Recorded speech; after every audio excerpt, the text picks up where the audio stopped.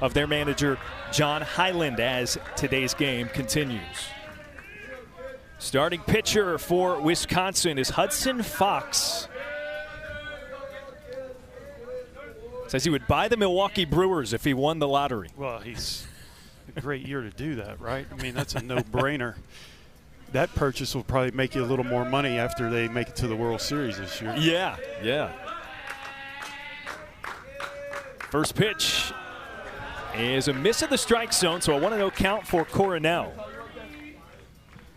Jalen Coronel, Angel Navarez, and Brennan Thomas, the first three due up. And that's a 2-0 for Coronel. You see right there, that's the fastball that Fox is going to throw. Loves to get that heater up in the strike zone. He'll throw in the upper 70s, low 80s. Right now, he's just trying to find consistency around the plate. This is where the butterflies are flapping in the bellies right now, especially for the starting pitcher. We see this year in and year out here at the Junior League, Intermediate League, other tournaments as well. Right out of the gate, maybe it's like a little shaky, and players tend to find their groove in just a matter of moments. Out of play, foul, and just like that, a full count. And from the pitcher's position, he knows that all eyes are on him, and to start the game on the mound, all he can think about in his head is pounding the strike zone. Now he's got a full count. Into the air, right field, and it drops for a hit. Some confusion there. Right fielder Josh Irwin came in for it. He had the infield ranging back to try to make a grab in case they were needed, and Coronel leads off and reaches base. It's something to keep an eye on today, Darren, because there's not a cloud in the sky, so it's a very high sky, and oftentimes that sun mixed in with that little bit of haze will hide that ball from the outfielders. Quick little pickoff move, a reminder they can do that at this age level, as opposed to what you might see with the 10 to 12-year-olds in Williamsport. And it's a called strike to Narvaez.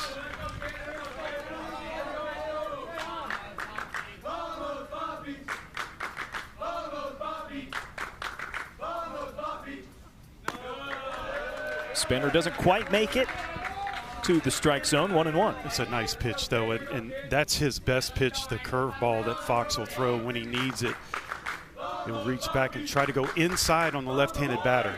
There goes the runner. It's smacked on the ground, but foul down the first base side. So Coronel retreats to first base, 2 strikes on Narvaez.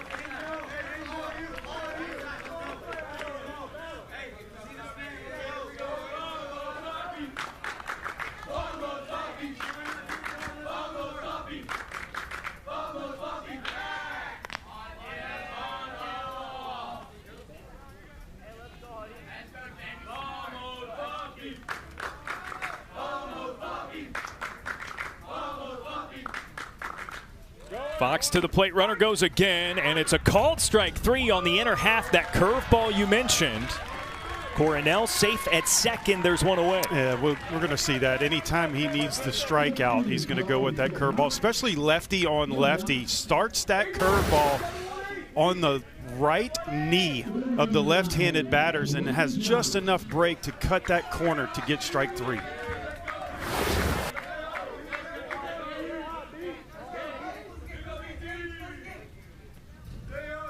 Runner in scoring position for shortstop Brennan Thomas.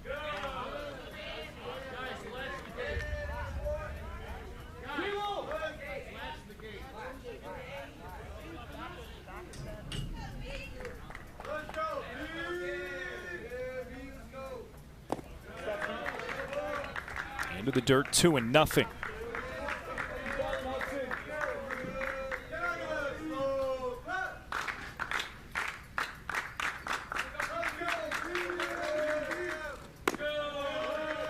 Another 3-0. And we'll see this throughout this tournament, especially in game 1 in the first inning, is the pitch count. It's going to be something to keep an eye on, and definitely you want to keep down as low as possible. So it's not about striking out batters, it's about throwing strikes. Ball 4 taken. And Thomas advances to first, so 2 on with 1 away. And as a reminder, pitching eligibility restrictions say that if a pitcher throws more than 20 pitches in an outing, they have to rest for at least 1 day. And obviously there are tiers to that. If you throw 66 or more, for instance, it requires 4 days of rest. So assumedly, you're going with your best guy here on day 1. I think that comes into focus. Yeah. You gotta determine exactly what your plan is with your pitchers, especially your best guys, as you see it there. Early swing and a miss. And it's 0-2 for Ames Thomas, the Tennessee catcher. And I'm going to have to guess that Fox is going to go back to that curveball. I mean, it's just filthy, and the swing wasn't even close. Drops it to the opposite batter's box. 1 ball, 2 strikes. The trust that you see right there, having a catcher like Dickerson behind home plate, the ability to bury that ball in the dirt to try to get the swing and miss, that's big time.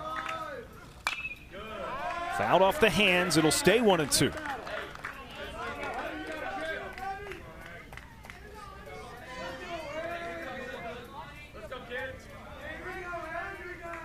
I think that's the first time he had gone with something other than the curveball with 2 strikes. Yeah.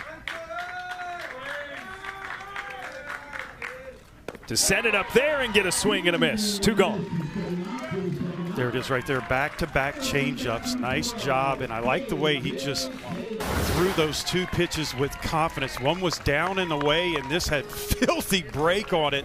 Started up in the zone and just bottomed out for the second out of the inning. Hudson Fox managing some traffic with a couple of big strikeouts, and the first pitch slugged by KJ Taylor to deep left field, but it is snagged for the out that retires the side and strands a couple for Tennessee.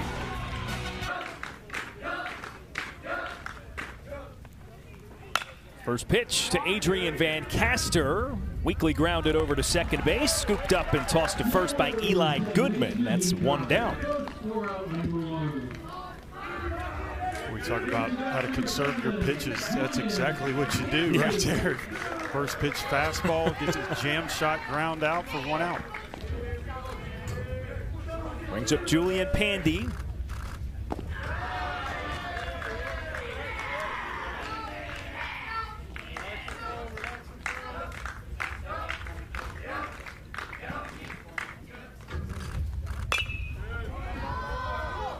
To the air again. This time it makes its way out of play right side.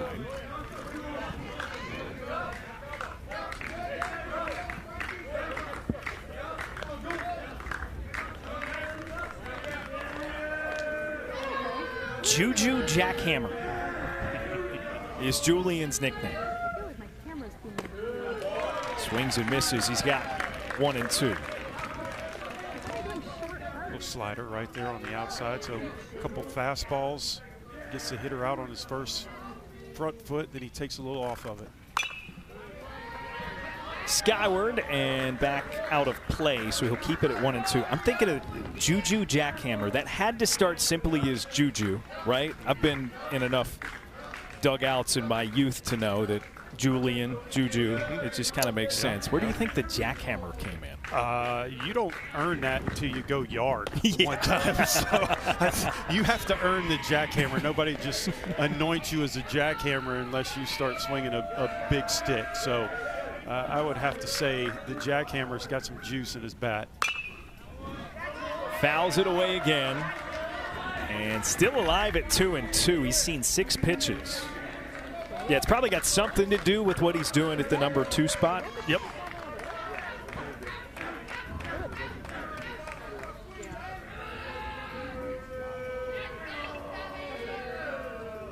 Another 2 and 2 from Taylor. He just nicks it foul. And look, no matter what the outcome is, this is an excellent at bat for a couple of reasons. Number one is you get to see everything that the opposing pitcher is throwing. And also, your offense. The other thing is, after first pitch ground out, you're now working the pitch count up there. So this is fantastic. This is what you call a team AB early in the game. Pitch number 8 from Taylor. And it's down into the dirt, so a full count. Yeah, I mean, that's one way to offset one pitch, one out if you're the number 2 hitter, is see 9, maybe even 10 of them.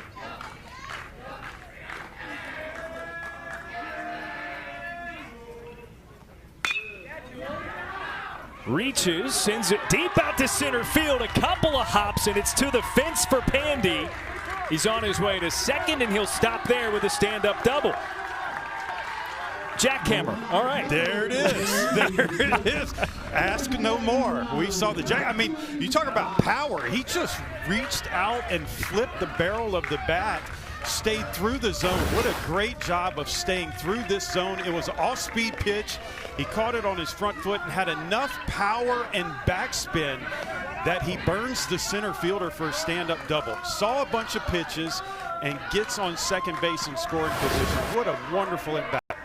9 pitches, and it results in a double. Good bounce back as KJ Taylor faces his pitching counterpart, Hudson Fox.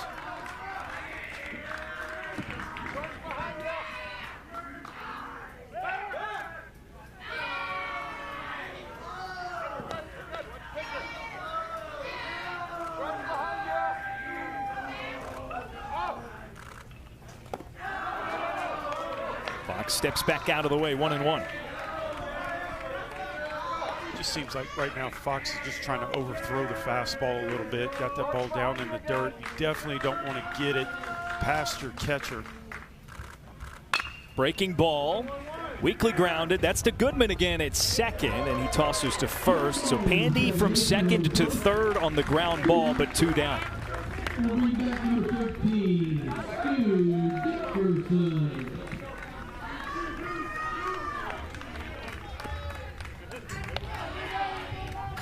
Opportunity here for Stu Dickerson, who's the catcher for this Wisconsin club.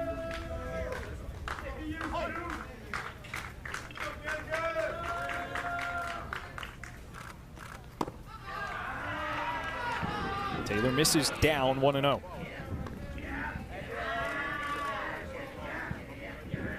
So similar vibe, couple of base runners for Tennessee in the first, but Fox, the Wisconsin pitcher, got out unscathed. Can Taylor do the same here? That's an incredible stop by Thomas behind the plate.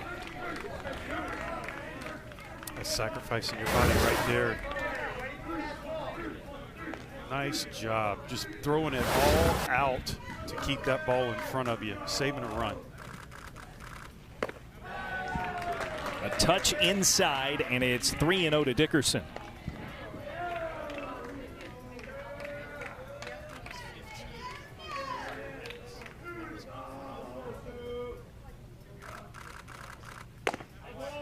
Finds the strike zone and makes it 3-1.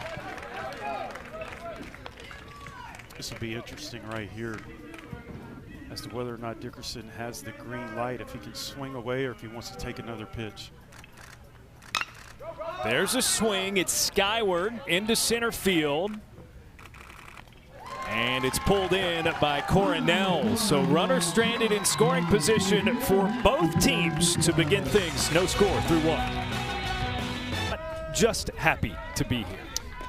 Trying to win some games. Yeah, they want to win it all. And they've got a town that is fully supporting them behind at home. Had a patrol car send off. I mean, you couldn't ask for anything better than how this town has embraced this team. So they're going to try to get a bunch of victories and come home a champion.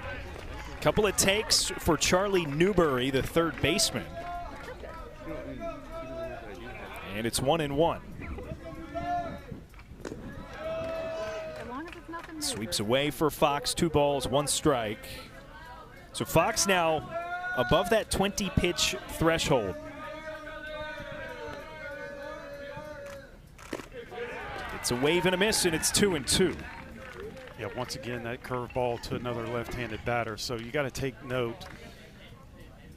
Lefty on lefty. His go-to pitch is going to be that breaker. Drops down and away. 3-2, a full count. I'm actually fighting with my today because for some reason I'm not getting even continuous. It's like 7 shots in a row. Slapped foul, and it stays 3-2. This is the 6th Tennessee batter of the game. 3 of them have worked 3-ball counts. And that's ball 4, watched by Newberry. Leadoff walk.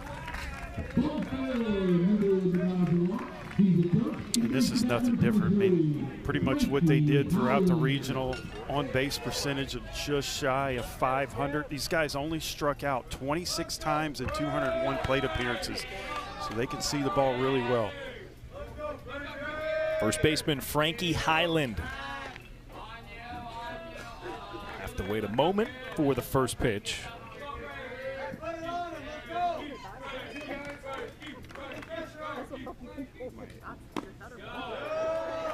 Take by Highland.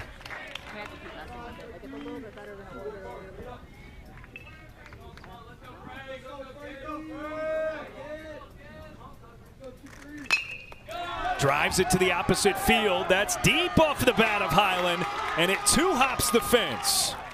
He's held up at first. It got out there so quickly, but it's a single that advances Newberry from first to third. They're at the corners with none away.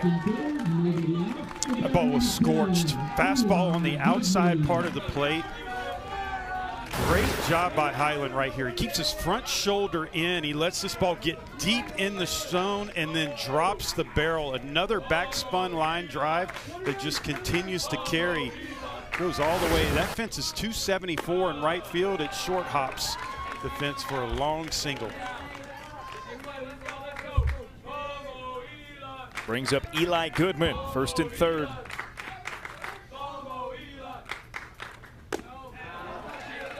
Can't connect, 1-1. But I like that approach right there, because as a batter with a runner on third and less than 2 outs, you want a pitch that's elevated in the strike zone so that you can hit that ball into the outfield.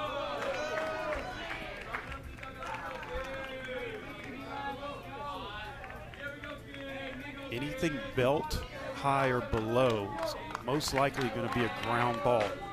So you want to get it elevated. Pitch escapes to the backstop. Newberry slides in safely and scores from third to make it 1-0 Tennessee. And that's something we got to look out for all week, Luch. It's a relatively deep backstop. Very deep, and if you're going to be on third base, you have to have an aggressive mindset that as soon as that ball gets past the catcher, you're going to have your momentum leaning toward home plate. Nice job by Newberry. He was able to steal that run because he had such an aggressive secondary. 3-1 pitch, tipped foul. So a full count now for Goodman. Highland from first to second on the wild pitch as well.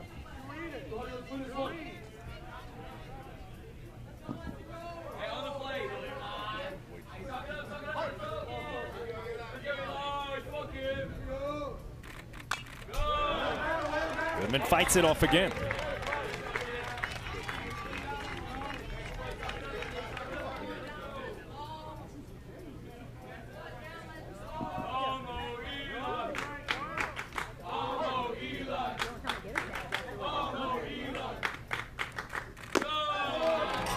Up and outside, and it's another walk drawn on 7 pitches. So some really good approaches here. You got full count walks by Newberry and then Goodman there, sandwiching that long line drive single by Highland. That's what they call passing the baton, right? Don't want to be over aggressive. If your pitcher's being inconsistent, just settle in and look for a pitch over the heart of the plate. You just don't have to go outside of your strike zone to help the pitcher out. So a visit to the mound at Hudson Fox, who is at 36 pitches right now. So he's past that 35 threshold. It would be 2 days required rest before he can pitch again. As it looks like Wisconsin has made a change. So Fox exits as the pitcher. It's 3 straight to reach safely and a run scored to begin the top of the second for Tennessee. Wisconsin will bring in Adrian Vancaster to pitch when we return. Right up the middle of the field, a lot of changes. That's the kind of versatility we expect at this age level. Asher Zhang shows bunt, pulls it away 1-0. Well, isn't it great, too, because hopefully for these players, this is not going to be their last stop. And you never know what their position is going to be in high school and if they play college or the pro level. So the ability to go from the pitcher's mound to center field or from left field to shortstop really is great for not only the individual but the game itself.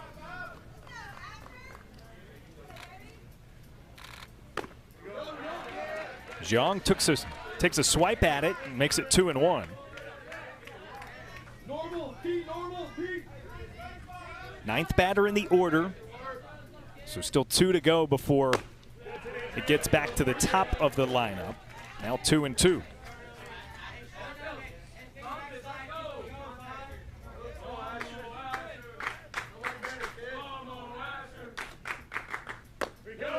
Zhang swings and misses. So Vancaster comes in, dismisses of the first hitter, and keeps the base runners put. This fastball right here up in the zone over the outside part of the plate may have been just a tad off, but too close to take. And that's exactly what you want to do when you come in a relief situation with runner on second base. Is pound the strike zone. Vancaster right back to it. It's strike 1 on Guy Chastain.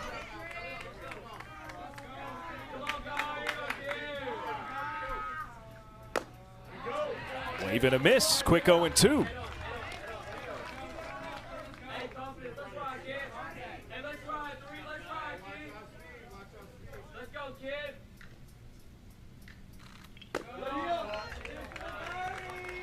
Runs it high. It's 1-2. Now check this out, Darren. You see the different release point for the pitchers now. Oftentimes it's easier to come in with runners on base. Your heart rate's a little bit lower after you've seen the pace of the game. But the other thing that Vancaster is doing is the arm slot in the release point is almost directly over the top. So he's got a little bit of cut. There's a nice breaking pitch right there. Because of the arm slot and the release point, the breaking pitch is going to go 12-6, and the fastball is going to have a little cut away from the righties. Consecutive strikeouts for Vancaster.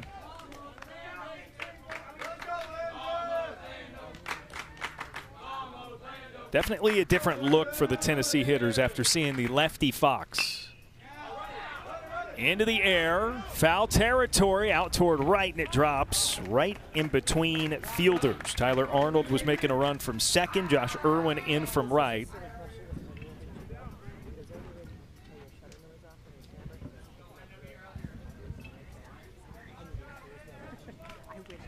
Landon Fettig, favorite athlete is Pete Crow Armstrong. How about that? Good time for that. Yep. To be the case. Maybe the NL MVP front runner, dare I say. Yeah, what was his comment? He's going to have to start pitching games if he wants to win it this year. I like that. But offensively, oh my gosh, he's having a tremendous season. And I think something that I love seeing being appreciated by players at this level, arguably the best value defender at the major league level in maybe the last decade. Yep. Yep, he is a fun player to watch. Swing and a miss at the curveball, and how about Adrian Vancaster? Couple of base runners, a run's already come across, no problem. I'll strike out 3 in a row to retire the side. Yeah, gotta love this 12-6 curveball right here. You talk about dirty, straight over the... By Charlie Newberry. First pitch is in there for a called strike to Josh Irwin. That's the kind of identification we need. Voted best dancer on the team.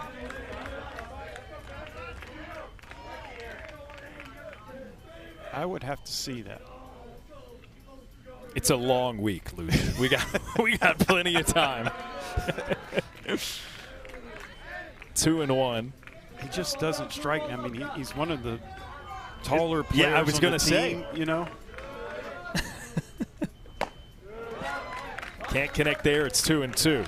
Normally, and again, 6 foot plus at this age, you're kind of still growing into your body. Yep.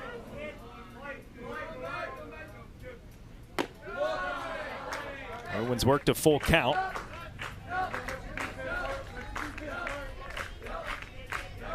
The thing you always have to take into account too is maybe he's got to go two. He's a one move kind of guy. Everybody and enough of the team enjoys that one move. That's right. You wait for it. He hides it until the right moment. That could be the case. Well, he doesn't use it as a walk celebration, so no dancing there. Maybe had we gotten a double or something. Oh, yeah. Yeah, I think we would have maybe seen the dance moves come out.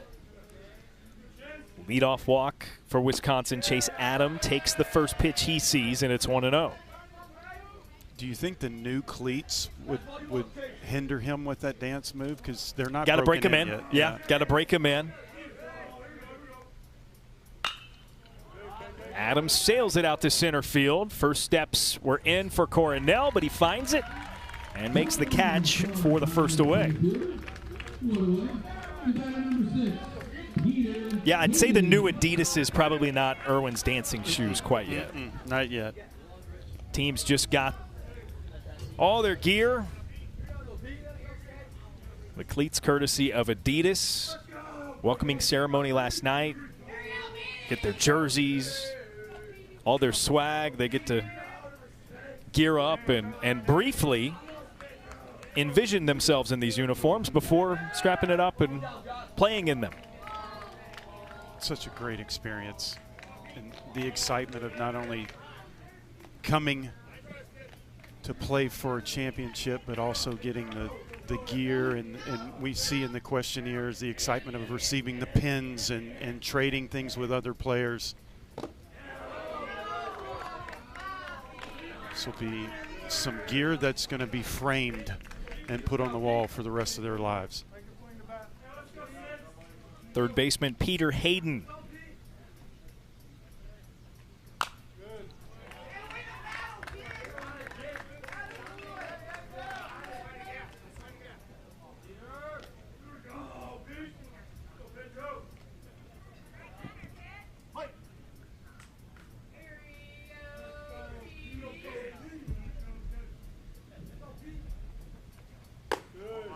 Taylor, a breaking ball, but it missed just a bit over the top. 2-1.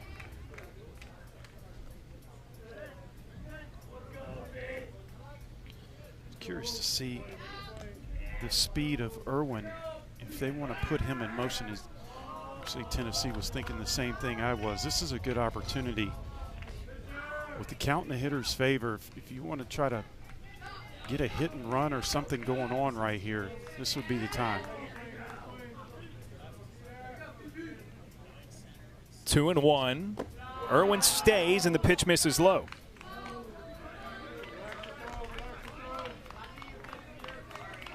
Well, at 6'2", he's got some long strides.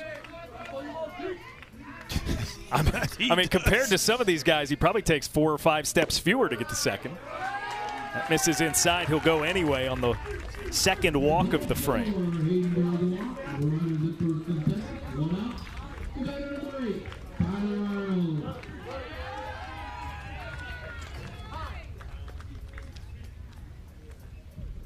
And now it'll be a visit to the mound for KJ Taylor, who is at 30 pitches for his outing.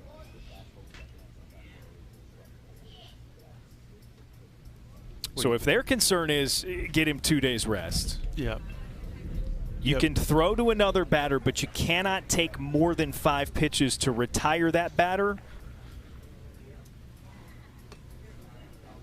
But, you know, if you get out number 2 with a few pitches, you can start a batter with fewer than 35, finish at 37 or so, but it reverts back to the pitch count prior to that last batter.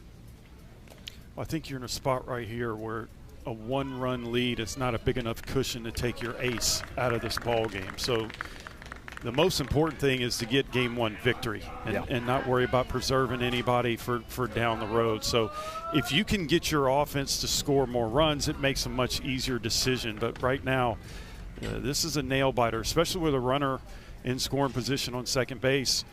You get a ground ball double play to get out of this inning, you're sitting where you want to. But right now, you've just got to leave him in there and hope he can pound the strike zone a little bit better.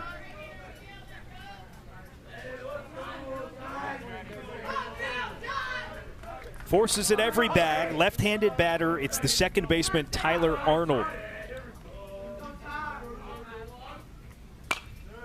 Swinging away.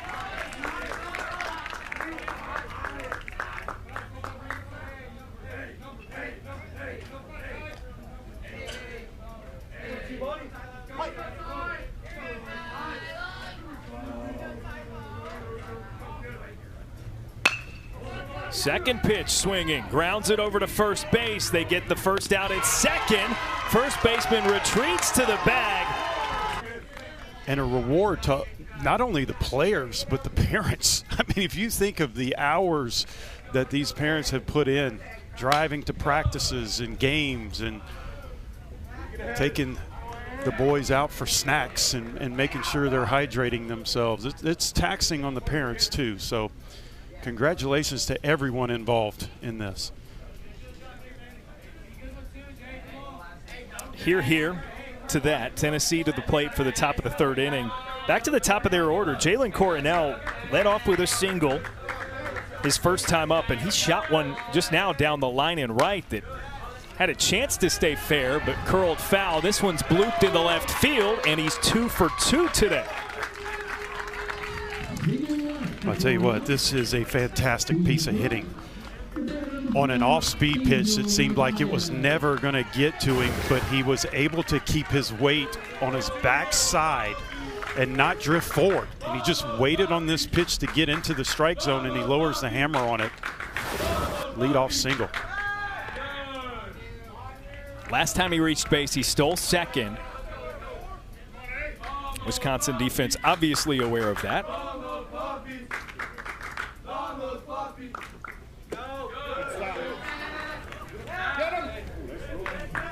Back pick after the pitch, but Coronel back in time.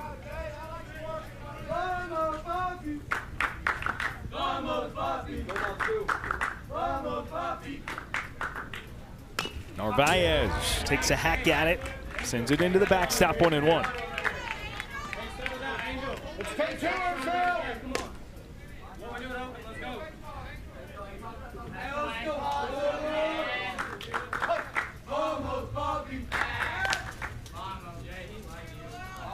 All right, so they're pretty concerned with Coronel. Yep.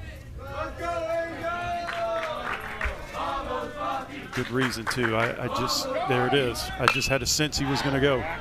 Coronel on the move. It's lifted into the air into left, and that falls.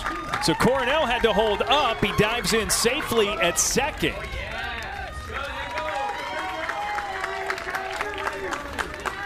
Remember, we talked about this in the first inning. High sky. We're a couple innings into this ball game, still don't have a cloud in the sky, so it's very difficult to read a fly ball, especially when it goes as high as that did.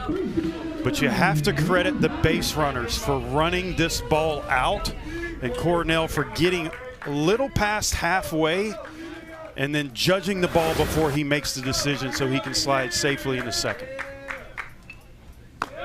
Not terribly easy for him to do, right? Because he had taken off on the pitch full speed, basically had made it to second base already by the time that one was hit.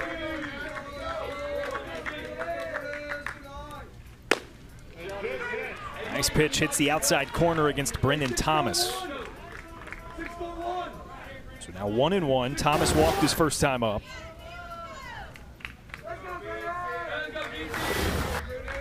Pitchers love that. Ben McDonald would take that pitch every single day. Driven the other way off of the hands, and it one-hops the fence for Thomas. The relay and the throw home does not make it in time to catch Coronel, who scores on an RBI double.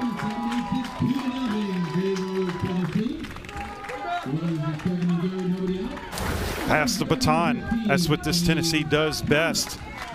Once they get in a groove, they start taking more aggressive hacks at home plate. They feel more comfortable waiting for the pitch in the strike zone. That ball was scorched to the deepest part of the field. So an RBI double for Thomas. It's now 2-0 Tennessee. And Ames Thomas watches the first for a 1-0 count. Favorite athlete, Tyler Toney. That's the dude perfect guy, right? He's more of an athlete than some of the baseball players in our sport. Fly ball hit to right. Josh Irwin fields a strong throw, but it's just off target. And the sacrifice fly brings in Narvaez.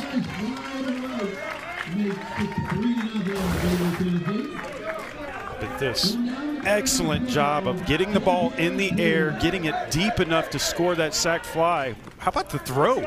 I mean, this turned into a close play right here. That's why you hustle all the way through the bag. You never check up until you get past home plate.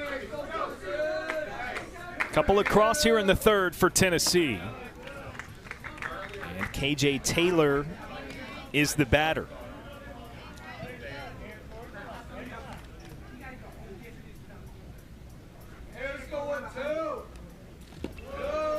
It skips away from the catcher Dickerson, and there's another run.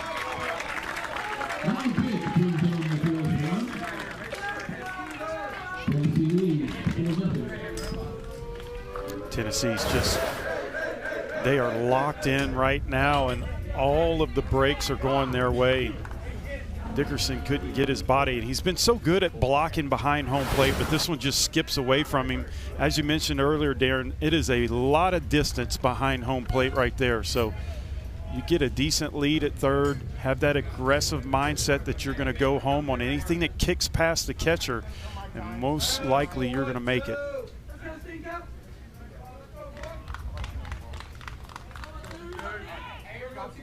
Taylor with 2-0, favorable count for the hitter. Empty base paths now, though. Van Caster sails it up and in.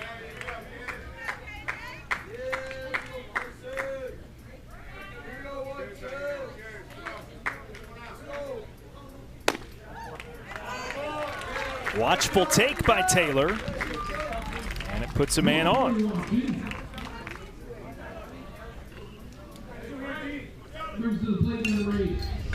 Tennessee continues to put pressure on the Wisconsin pitchers just because they don't swing at pitches outside of the strike zone.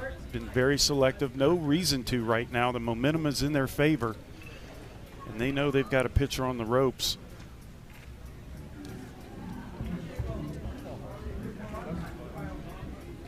Gotta like this right here too.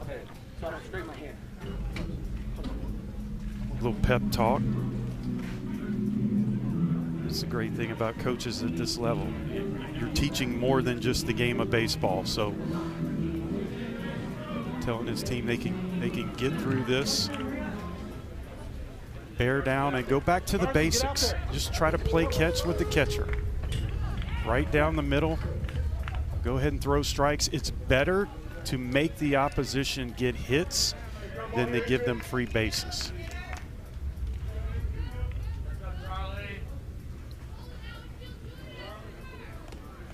Back to Charlie Newberry in the Tennessee order. Looks at a strike. He drew a 7-pitch walk his last time up. Scored the first run of the game on a wild pitch. He came in from third.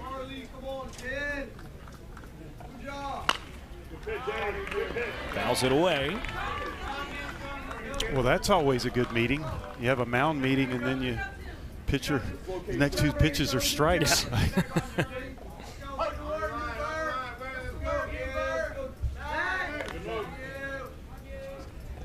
Move to first.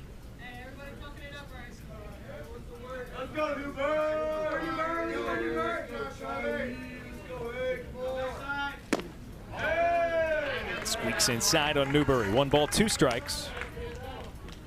It's not a bad pitch. Change up inside. And remember, when Vancaster came into the ball game, he was almost unhittable. He had that high release point. His curveball was breaking 12-6. Just missed his location a couple times, and the Tennessee hitters are good enough to make him pay for it. But he still has good stuff on the mound.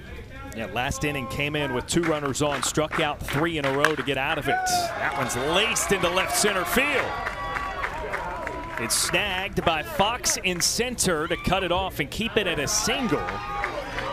But it's a single nonetheless for Newberry. They're at first and second. I'm going to tell you, that was an extremely athletic play. Nice swing right here, fastball, middle third. But look at this angle right here by Fox. Cuts this ball off perfectly to hold the base runners from going an extra base. That could be the difference right here. You may be able to get on a ground ball, get a double play to get out of here because of that fine defensive work in center field.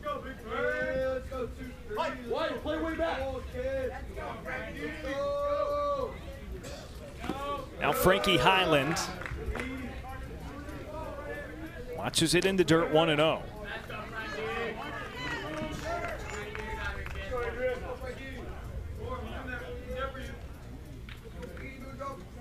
And hit by the pitch. Had moved to the other batter's box as a switch hitter. I think he's questioning that move right now. Wouldn't have got him from the other side. Well, and when he was hitting right-handed, he blistered one to the wall for that long single his first time up. That location always stung me more than anything else. I got hit in the head, neck, back, ribs, you name it. The glutamus maximus always got me worse than anywhere else.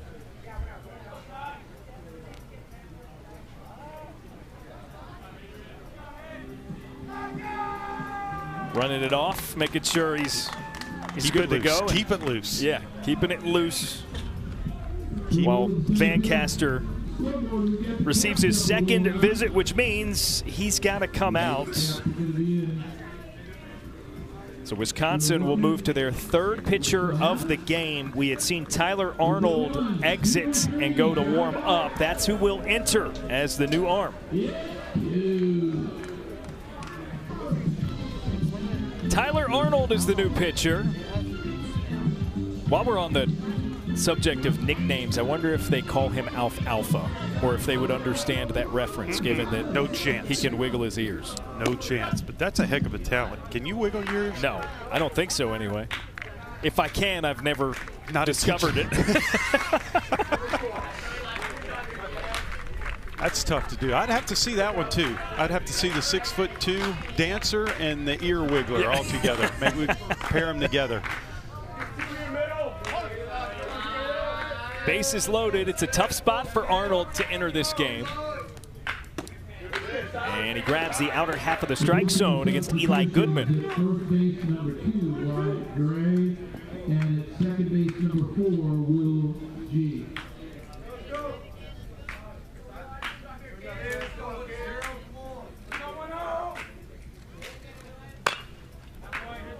Struck into foul ground. And now 2 strikes. We're going to see a completely different delivery and release point right here. Tyler Arnold is going to be about 3/4, which is going to allow him to have some good cut on his fastball. That was kind of a slider over the outside part of the plate, but you've been looking at Vancaster, who was directly over the top, and now the release point drops quite a bit. So you're going to have to change your viewpoint of where you're looking for that ball. 0-2 swung into foul territory, so Goodman stays alive.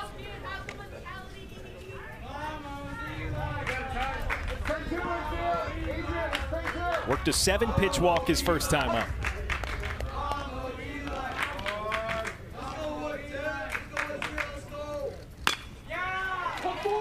Driven into center field, and it's pulled in for the out. Strong throw home, and means everybody stays put. 2 away. Outstanding jump. Every pitcher loves to have their outfielder, especially your center field, getting such a good jump. And you get that jump immediately by seeing where the pitch is located, so you can get a read as to where the batter may hit it. And as soon as that ball makes contact, you're off and running. And the throw after was so good, nobody could advance bases. That, by the way, was Julian Pandy out there, who with the pitching change moved from shortstop back to center field. In and out, in and out. I mean, just like that, the interchangeability. And to be able to adjust your throws, right? I mean, throw from shortstop is one of the furthest on the infield, but nowhere near what he throws from center field.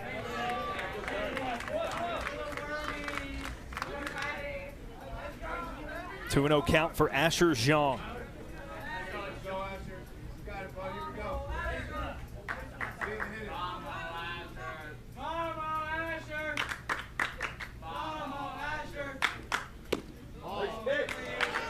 Now 3-0, nowhere to put him.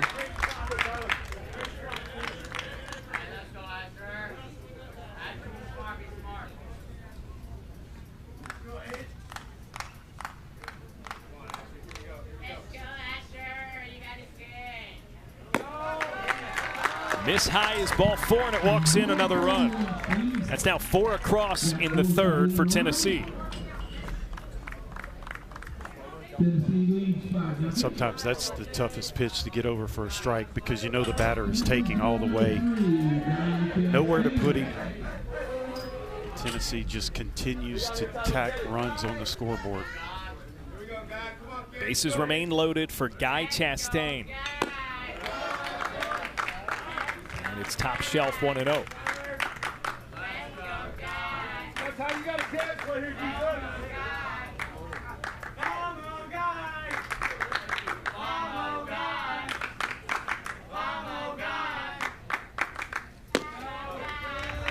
Down and out, 2-0.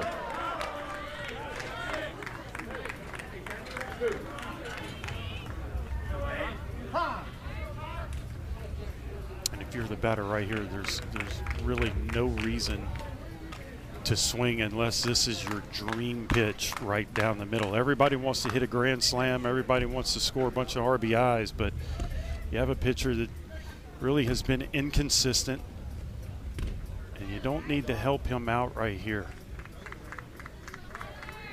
First 3 were in the zone for Arnold. He got that fly ball to center field. Since then, it's been 6 pitches in a row.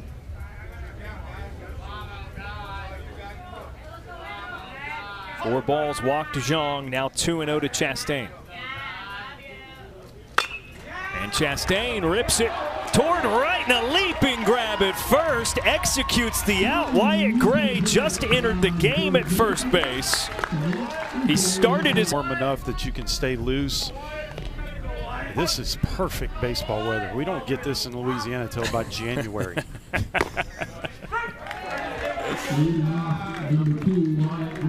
And by then, none of your pitchers are ready to go. You got to work them up, right? That's right.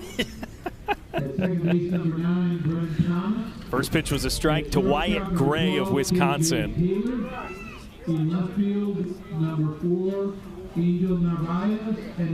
As Eli Goodman is the new pitcher for Tennessee. He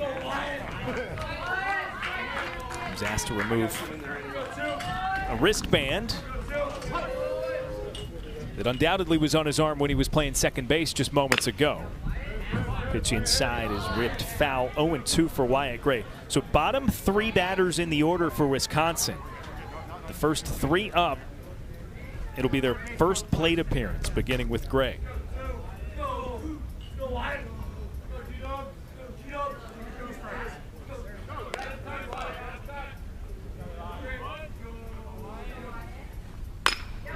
Gray lifts it out into center field. Coronel barely had to move.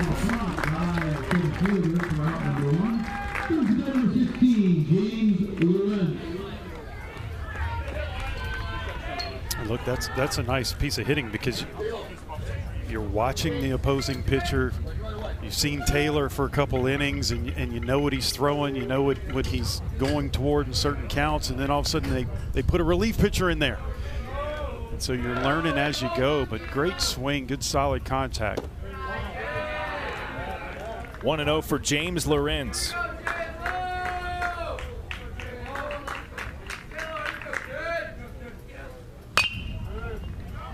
Plays it foul. Did you see just a moment ago on the screen it said he likes the handshake lines? Oh, really? That are in Little League. We do too, James. We do too. Big fan of those. Fouls it back 1 and 2.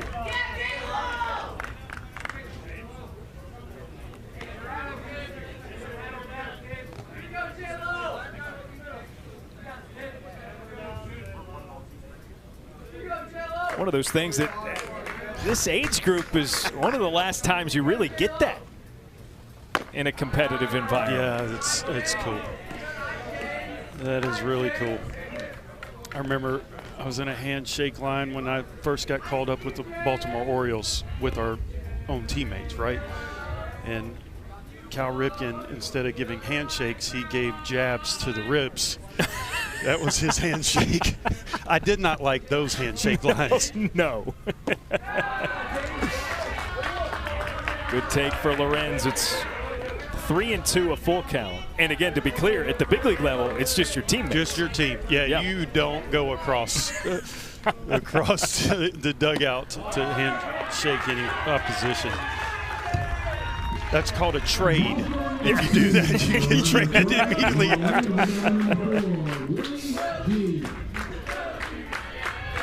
Good plate appearance by Lorenz. Puts a man on for Wisconsin. And now Will G rounds out the batting order.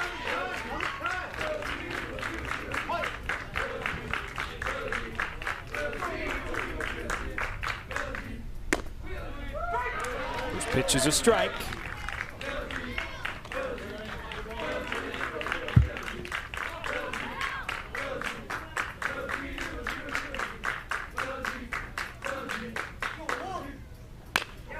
Slapped the other way. That snagged it first. And Highland easily has a chance to make the play in turns 2. That retires the side. Frankie Highland, part of another double play. Yeah, this time he started the double play last time, then had to throw. This one right here is all himself. Catch the ball and get back to the bag, big fella.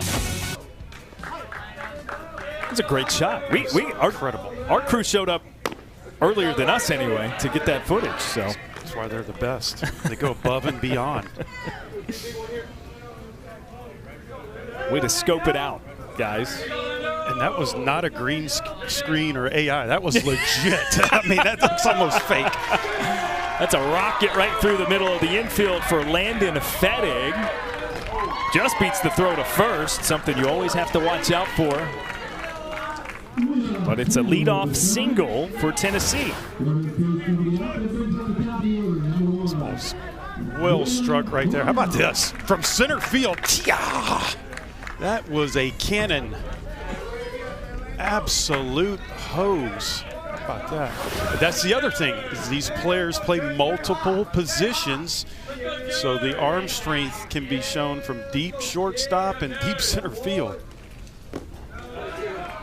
And, you know, when you have a center fielder who moonlights or maybe daylights as a shortstop, that mental clock, the timing on a throw to first 2, you come up with a ball that escapes the infield, but in your brain it's going tick, tick, tick, tick. Okay, yeah, I probably got a shot. If you're on that Tennessee bench, after seeing that, you're telling all your teammates, you better run hard to first base. Don't be the guy that gets hosed by the center fielder. Well hit ball by Fettig. Leadoff batter has now reached all 4 times up for Tennessee.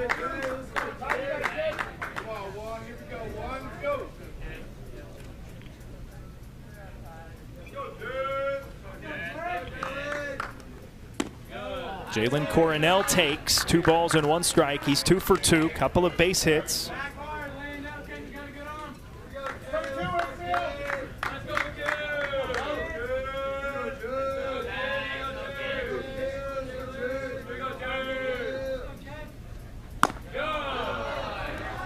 Now 3-1.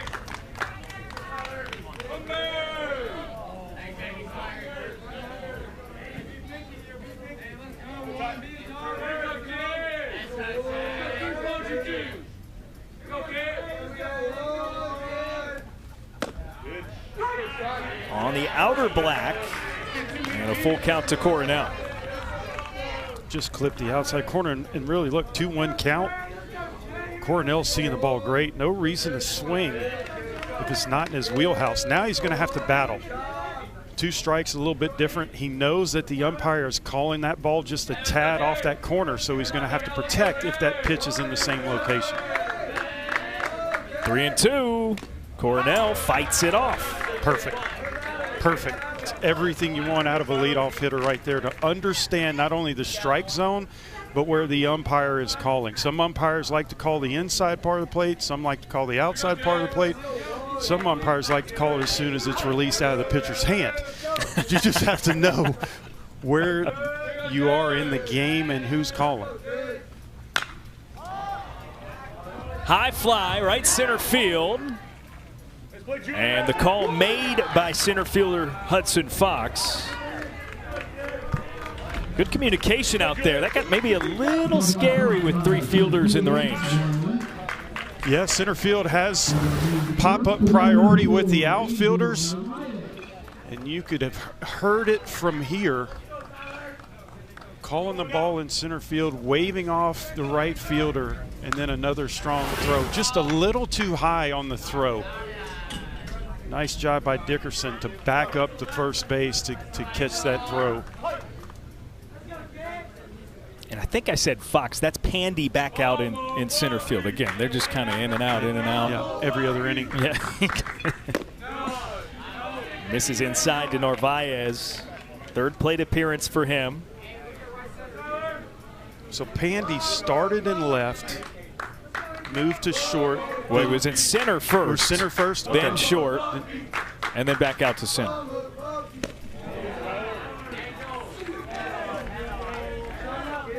Big swing, 1-1. So there's Pandy, the versatile, if nothing else, Juju jackhammer. I like the double wrist tape. Center fielders they have to have a little flash about them. They gotta stand out a little bit. Always have to be dirty. Look, there you go. Yeah, I don't think he wasted much time. Although I'm trying to figure out where that came from, because his only plate appearance was a stand-up double. Some of these guys, it comes from warm-ups. Some of these guys just want to get in the dirt. They don't care. Moms hate it.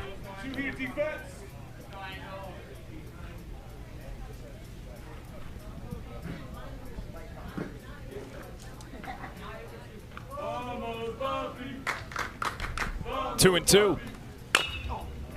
Rolled over foul. Count stays.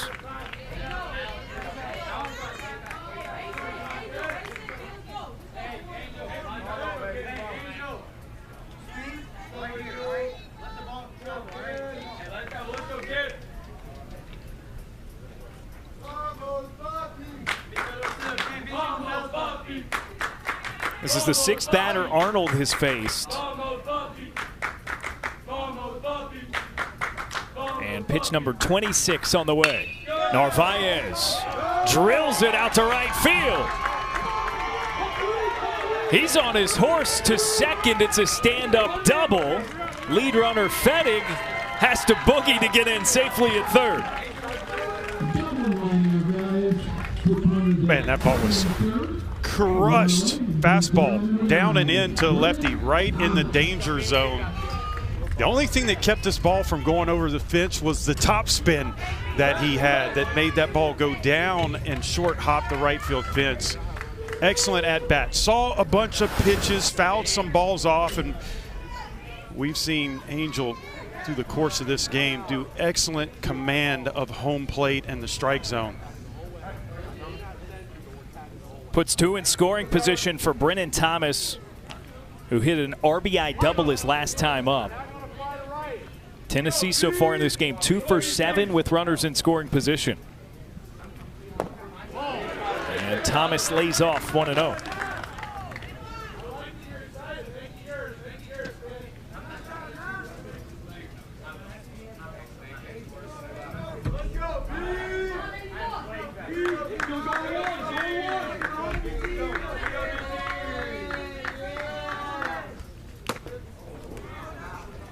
bounces away. Here comes the runner, Fettig from third, and he slides in safe. Narvaez quickly from second to third.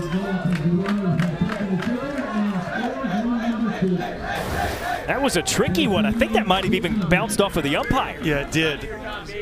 Pitch that Dickerson just didn't expect to be that high up in the zone. And another base runner at third base being aggressive with the secondary. That is a must for any base runner that gets on third base, is always expect a ball to get past that catcher so you can get home.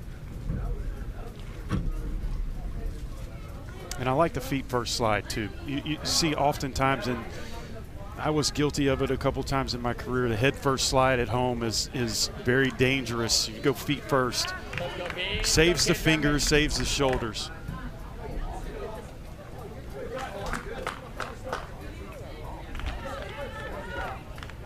Seems like that's something too that Lucchini Moore has kind of taught different ways. Like there are conflicting schools of thought on that, right? Because if the feet first slide, you got to worry about the feet bouncing up, whereas home plate's not raised like the bags. Yep. I learned my lesson in college on a collision with a catcher that was way bigger than I was, and as you see, catchers are dressed in full gear. Yeah. Mask, chest protector, and shin guards. They have the advantage. They have the advantage 100% of the time.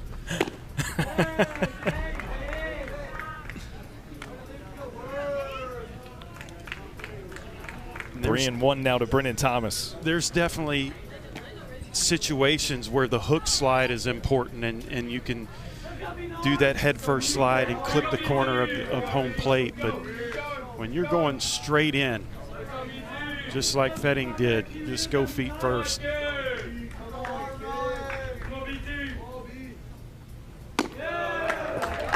Ball four taken by Thomas. They're at first and third for the other Thomas. Up comes the catcher, Ames.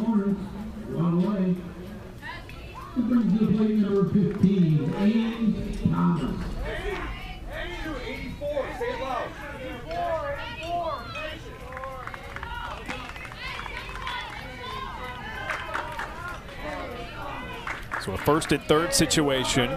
Haven't had many of these today.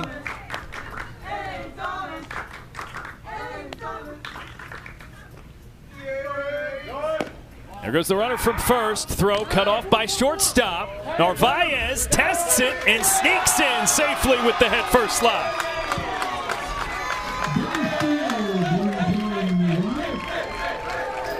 Good baseball right there. Excellent jump, and that was just, I'm going to run right in your face and try to beat the throw. And Narvaez, when we talked about when do you need to do a head first slide for that hook slide, there it was right there. He was able to hook around the catcher. The catcher fielded the ball in front of home plate. It exposed that back half of the plate, and he did an excellent job of clipping it with his finger.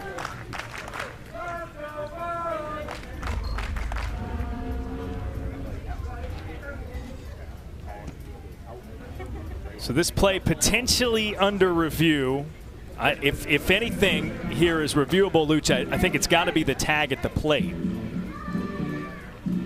So my assumption is that is what they will look at. And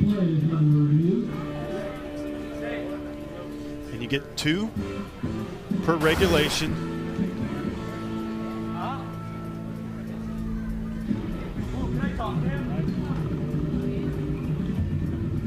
Call on the field is safe. And again, to overturn, it has to be definitive evidence on the replay review. Yep, that's a great angle right there. Fantastic camera work. There you go, right Hand there. on Excellent, the plate. Excellent call. Mitt, not on him. And there's that hook slide, It's too. an incredible play by Narvaez. Yep. That's the hook slide. When you see the back half of home plate exposed with the catcher out front, go for it. So to clarify, you mentioned 2 challenges. Technically, it's 2 unsuccessful challenges because if you win the challenge, then you retain it. So as long as you are correct over and over and over and over again, theoretically, you can challenge as much as you want. Yep. And one may ask, well, why would you do it in a 7-0 ball game? Well, you also have the run rule that could potentially come into effect as well. So now, not only are you wanting to make sure that was the correct call, but that run is extremely important. Yeah. When you know that 15 runs after 4, 10 runs after 5, we're getting close. We're getting close. It's still a ways to go, but if you can take that run off the board, that would be very beneficial.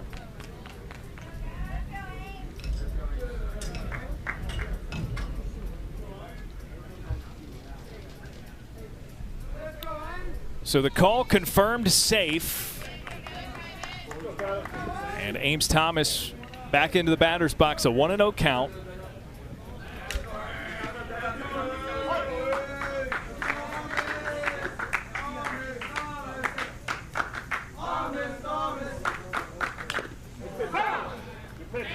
Foul tip, 1-1. Hey, good swing, good swing. Hey, good swing, wait back, good swing. Hey, wait back, James, wait back, wait back. Sit back, James, sit back. Here we go,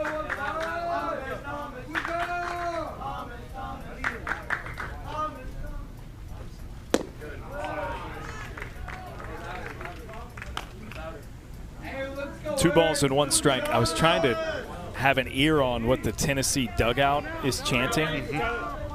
I think they're calling him Ames. His name is Ames, A-M-E-S.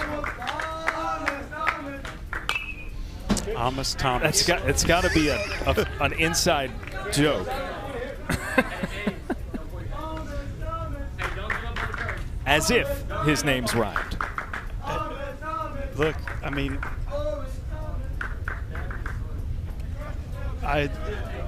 first thing that comes to mind is the Mississippi State brothers that both pronounce their last names differently, Belinquez and Valencius. So I'm questioning whether we have the right pronunciation.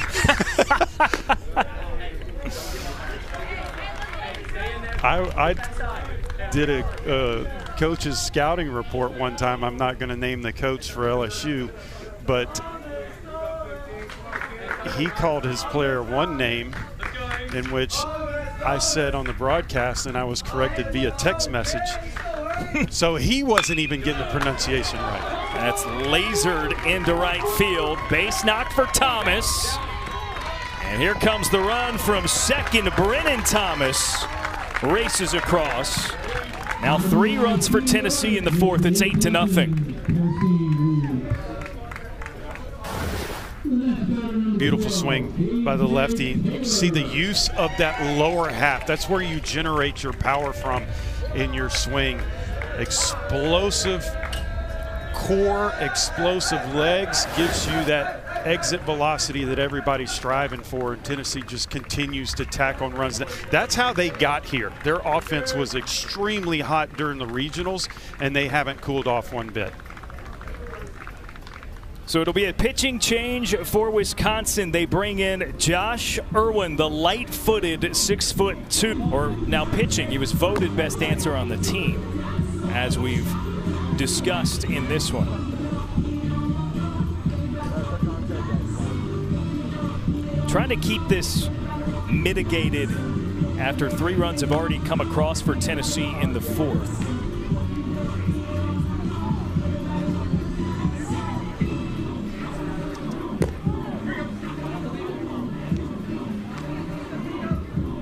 Three hits, a walk drawn, a couple of stolen bases. A run came in on a wild pitch in this frame as well.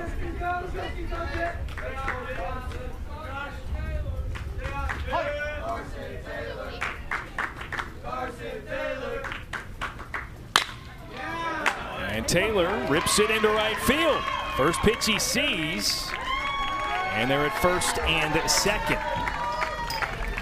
I like the mindset from KJ Taylor right there. You've got a relief pitcher coming into the ball game. Your team is locked in. scoring runs. Everybody's been very aggressive. You don't wait around to allow Irwin to get ahead in the count. First pitch you see that you can hammer and hit into the gap, you go for it. He did exactly that. He got it. He didn't miss it. First and second now for Charlie Newberry. Third plate appearance for him. Walk and a single thus far.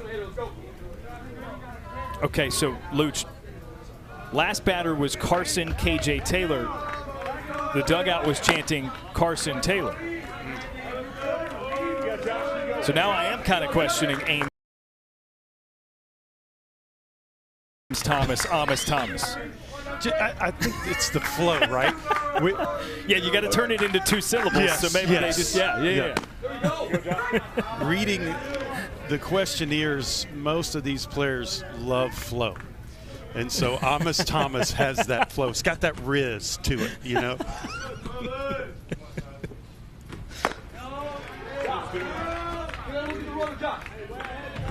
You had your head in the books this week. I did, man. I was doing some serious research.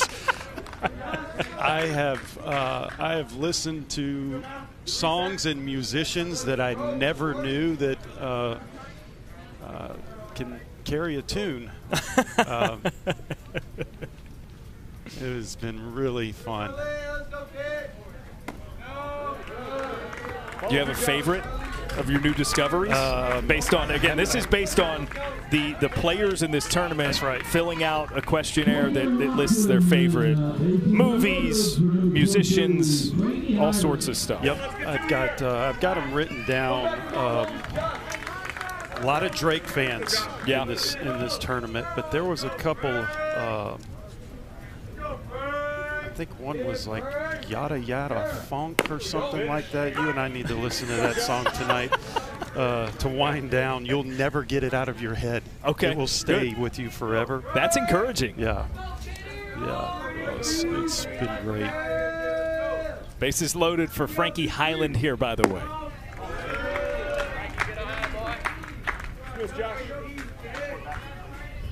Who's an early front runner for maybe my favorite player in this tournament. Yeah, you like him? Switch hitter. Started a couple of double plays defensively. I mean, what's not to love? He's got a deep cut as his favorite player, too. Says it's Nico Cavadas, former Notre Dame star who's, I don't think, played in the bigs this year. Looks at strike 3. Bases remain loaded. That's the second away. He needs to learn that when we're talking about him, he needs to have a little bit longer at bat. Extend a PA while we're discussing your favorite player, man. Come on. Nico, that's a great name too. Nico Cavadas. Maybe it's another one that has to do with the names. Highland, by the way, is going to be a courtesy runner at third for the catcher, Thomas, and allow him to get his gear on with 2 outs now. So he's on the field. We're allowed to still continue talking about it. Yeah. All right, so Nico Cavadas, I'm trying to make the connection. Murfreesboro, Tennessee. Cavadas played at Notre Dame, drafted by the Red Sox. He's in the Angels organization now. We got quite the mystery on our hands. I'm going to go with the flow of the name. That's a key contributor, I bet. Yep. You got a kid. You can play defense. 2 down. Kind of similar style of play, right? Both got good power. Yeah, big thumper kind of guy. It's good guy. Heck of a future for Nico Cavadas.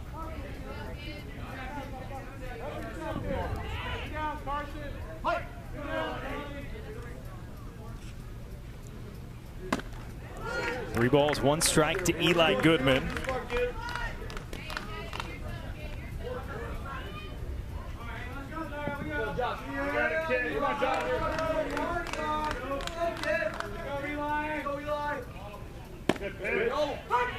Watch a strike 2, now a full count.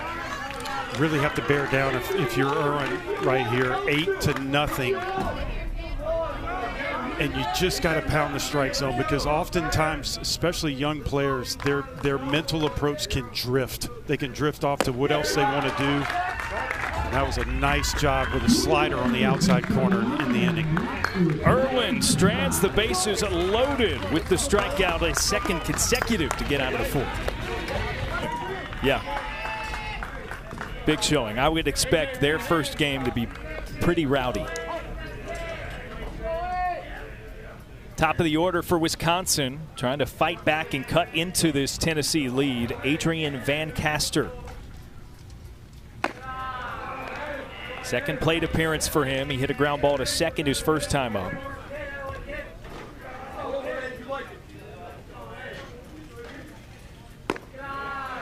Well, this is the point of the game. If you're Wisconsin, you know you have to get something going, but you're not going to get an 8-run home run. So you're going to have to chip away, and it starts with taking good at bats, seeing the ball as good as possible. Break it down to the simplest thing that you can use. Got to get a base runner on. That starts the rally, and then you move him over, and then you get some runs across the board, because we had mentioned the 15-run rule territory, the 10-run rule territory. We're entering that.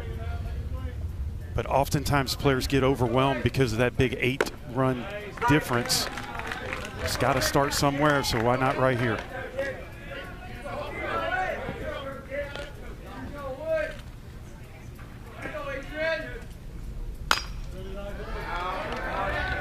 Foul ball, full count for Van Caster. Second inning of work here getting started for Eli Goodman.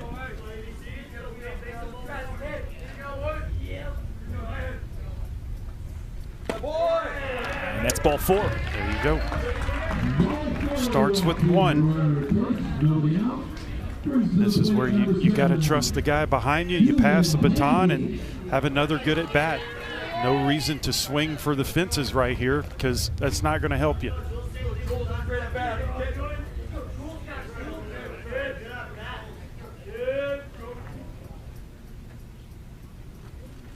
Julian Pandy swinging away. Since the first pitch into right field, foul territory. Catch pulled in. Asher Zhang out there to make the grab. This is a great job. With a lot of people don't realize is the ball down the right field line from a right-handed batter has tremendous slice. So it's not going straight up and straight down. So you have to be able to judge it and have the speed to get to the point to make that grab.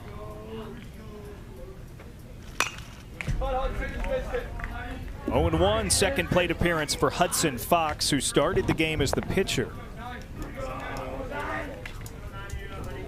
Hit a ground ball to second his first time up. Says he would have liked to have met Roberto Clemente. That's cool. Wonder how he has become fond of Roberto Clemente, because that's a player before my era, but what a wonderful human being, not only on the baseball field but off the field.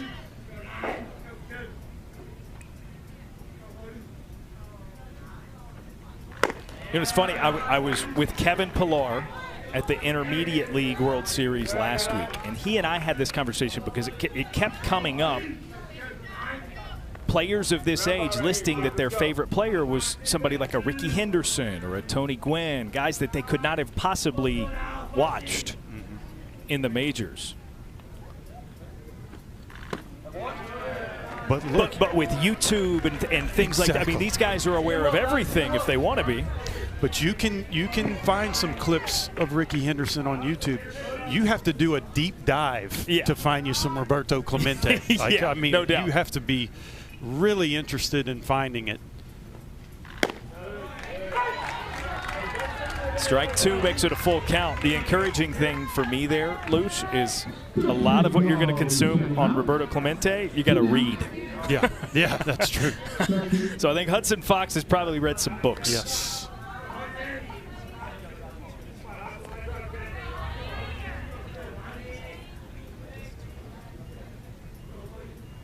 Full count pitch. Fox reaches and sends it foul.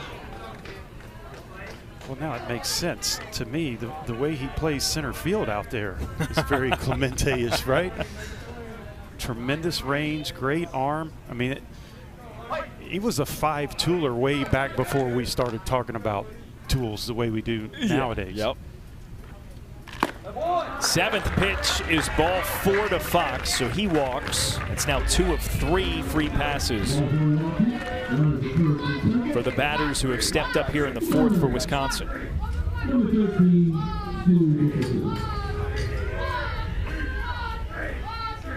It'll prompt a visit for the pitcher Goodman.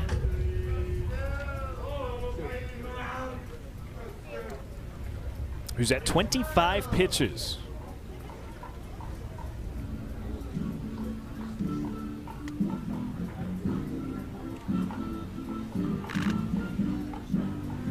Well, this is, if you're Tennessee, this is a point in the ball game, especially with an 8-run lead, where you can think about conserving arms for the next day and the rest of the tournament.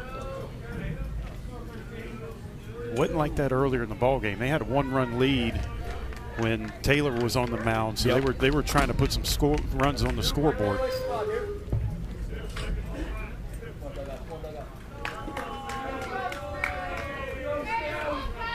Two on, one away for Stu Dickerson. How about that for special talent, plays the piano.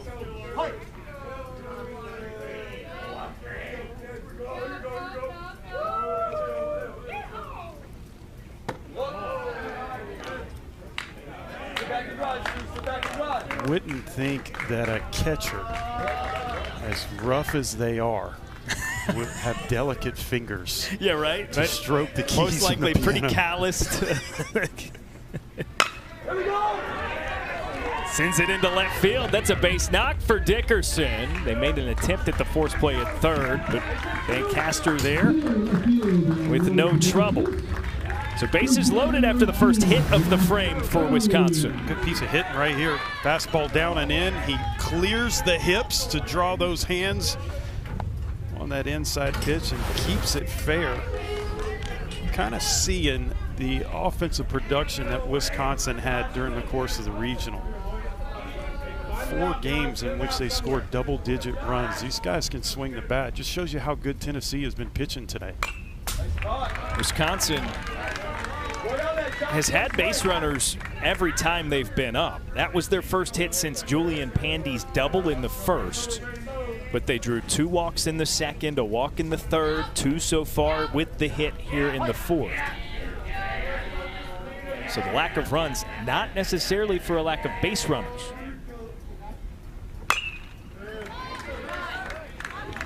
Fouled away by Josh Irwin, who has an 0-2.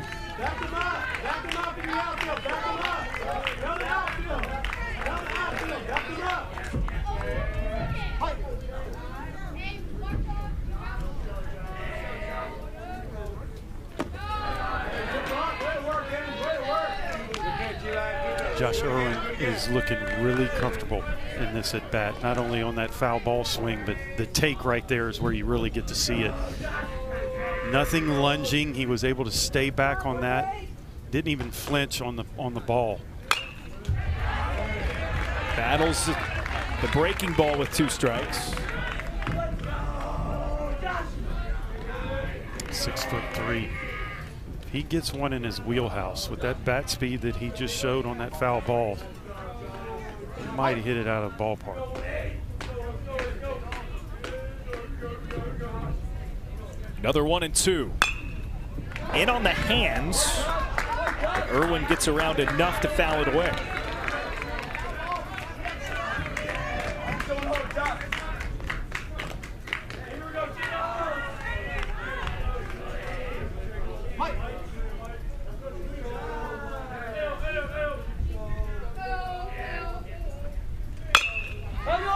Driven to the opposite field, back toward the track and right, and the catch is snagged for the out. Couple of the 3 runners move. Lancaster scores. It's a sacrifice fly, and Fox from second to third now with 2 away. Another great defensive play by Young in right field. Another ball from the right-handed batter that's tailing away. Does an excellent job of fielding that ball on the run, reaches out, and then turns around and gets the ball back into the infield as quickly as possible. Now a courtesy runner. Stu Dickerson, the catcher, was at first. Irwin, as the last out, will be used in his place. Here we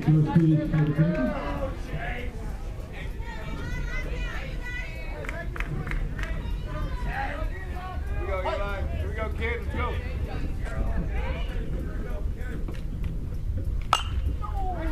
Chase Adam swings at the first pitch he sees and fouls it back. Deep backstop, so a lot of room for it to drop, but a lot of room to cover.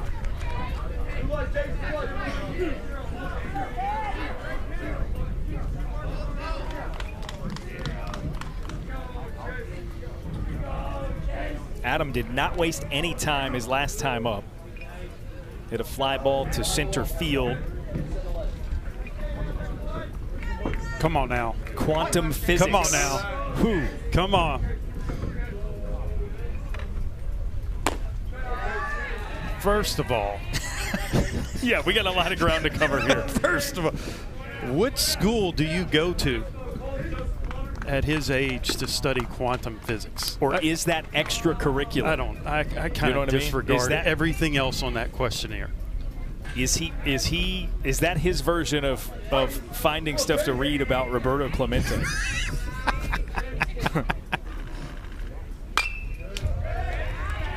Into the backstop. Now 2 strikes after the foul ball. To apparent genius Chase Adams. Amazing. Right now, he's calculating in his head the break of this curveball and where he needs to make contact. The wind is just 12.4 miles an hour blowing north-northeast. That's what we're talking about right here. Don't overthink it. Yeah. Yep. Yes. Yes. See ball, hit ball. That's right.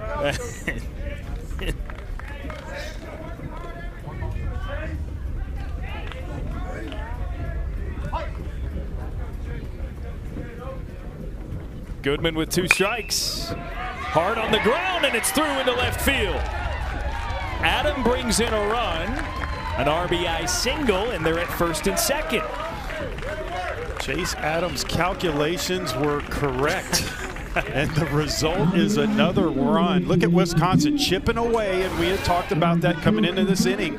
It's just get piece by piece back. Don't try to take the whole bite. And that's exactly what they're doing. They've got confidence now. They're swinging at good pitches. They're squaring up the ball, and they're driving in runs.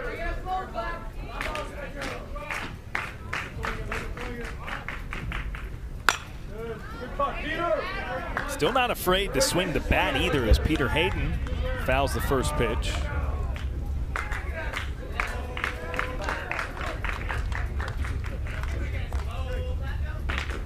"37th pitch for Eli Goodman.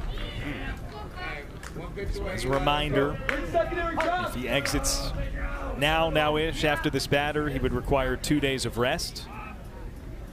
Ball into the dirt. Both runners advance. That started with a tremendous jump by Irwin from second. Great dirt ball read, and sort of following suit, Adam scurries to second. Yep, good job right there. Just keep the base runners moving. Now you got 2 guys in score position.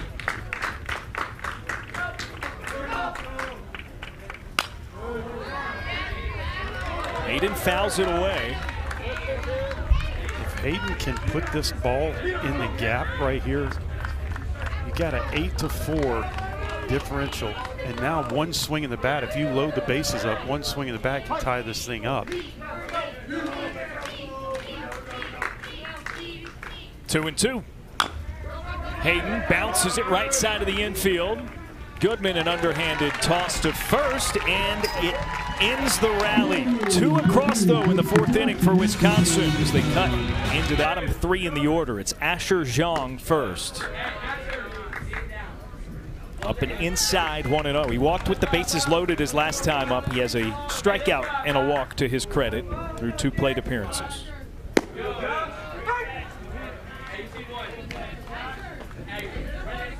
Made some nice plays out in right field, too. Yep. 2 really good running plays on balls that were going away from him.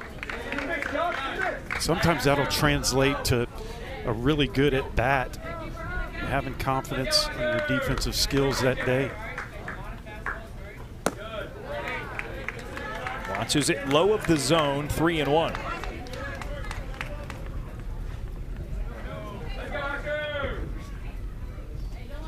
Josh Irwin still on the mound for Wisconsin. It's a foul ball to bring the count full.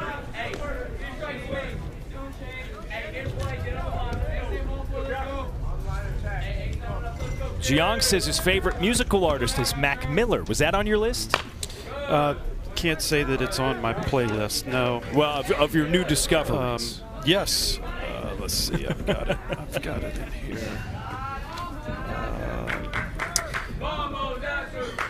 He's a rapper that is well-known. Song is called "The Spins." Yeah, I did sample that a little bit last night. Okay. Can't say that I added it to anything that I routinely listen to, but I appreciated it. I wouldn't call Mac Miller in my wheelhouse, but I'm familiar enough. Best Day Ever, I think, is one I would recommend. So give that one a spin later. All right. Another good plate appearance for Jiang. He walks on 8 pitches.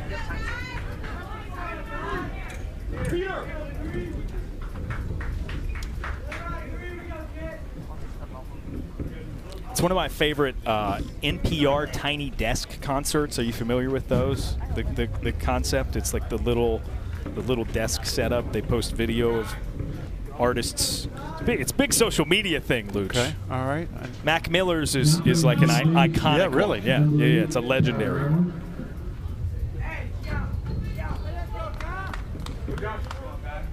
Tyler Arnold now into the game defensively, playing third base for Wisconsin.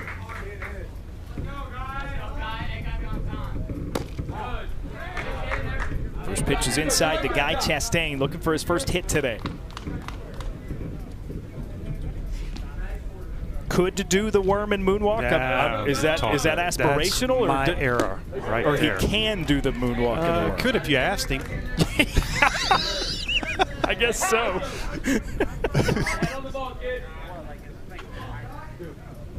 All right, so he's likely voted the best dancer on his team. We got to get a dance-off between him and the pitcher. Love to see Josh Irwin. Side by side. Yeah.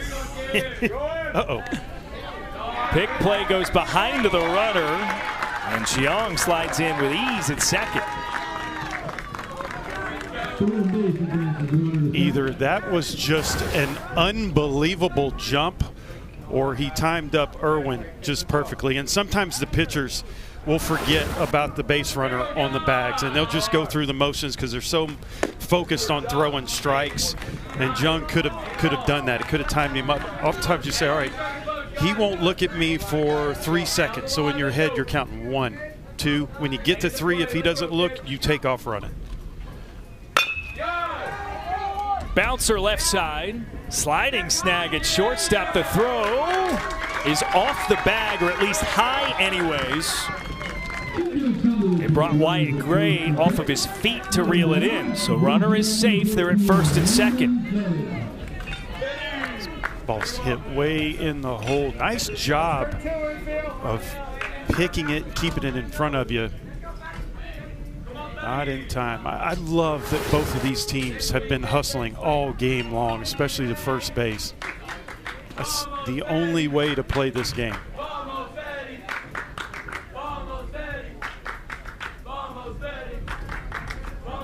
We now have the double bag at first base, so that takes away the chances of a collision.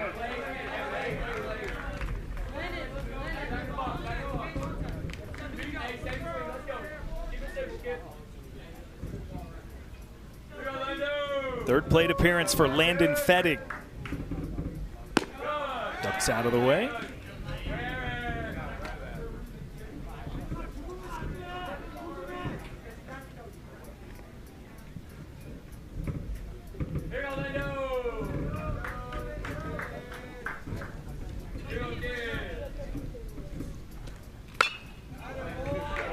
Pokes it out of play, foul for strike 2.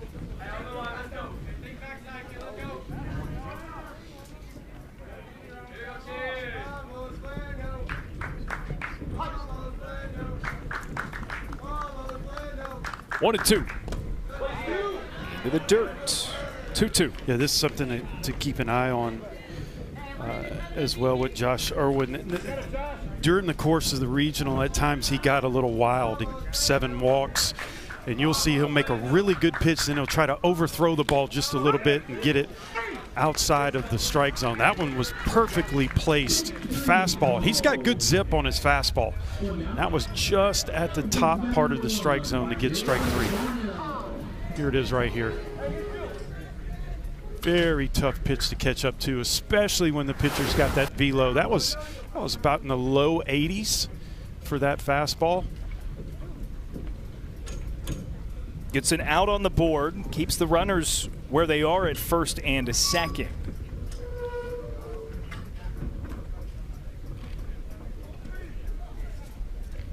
.33 pitches for Irwin, so about to break into a threshold. Maybe if they want to give him those 2 days of rest, he gets the next batter and then that's it.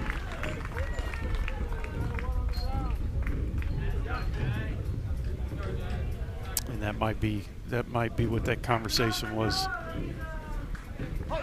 You got this guy, and then we're going to take you out. Top of the order. Yep, your responsibility right here is to take the catalyst for Tennessee's team. It's been so good offensively this game. Jalen Coronel has been cooking at the plate. 2 for 3. Stolen base and a run scored.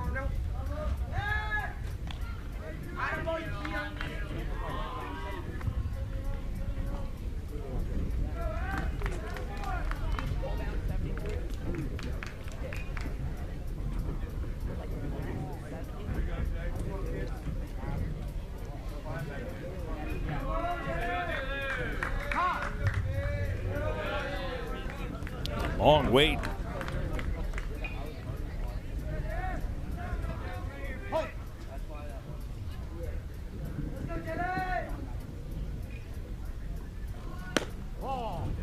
Coronel takes inside. It's showing bunt there again. You got it, Josh. Come on now. It's just kind of twofold, right? Sacrifice is fine, but also this is maybe your best hitter. I just think that is a deke, because if you bunt for sacrifice, you get the guys in scoring position, but it's 2 outs. And so I just think that was kind of taking advantage of a pitcher that's been inconsistent, hasn't really found the strike zone very well. And then with 2-0 count, he went back to swing mode. Takes there, and now it's 3-1. The other thing there, too, Coronel's got speed, so if you're trying to bunt for a hit, not the worst idea. He watches strike 2, and he's got a full count now. But look, we saw him in a couple at-bats earlier on. He knows the strike zone. We watched him foul pitches off that were 2, 3, 4 inches off the plate, so you got to feel good with him handling the bat. Hacks and can't connect on the 3-2. That's back-to-back strikeouts for Irwin. 2 down with the 2 runners on. This fastball just blown by Coronel. Another elevated fastball. 2 strikeouts this inning for Irwin. Both of them have been fastballs about midway up in the strike zone.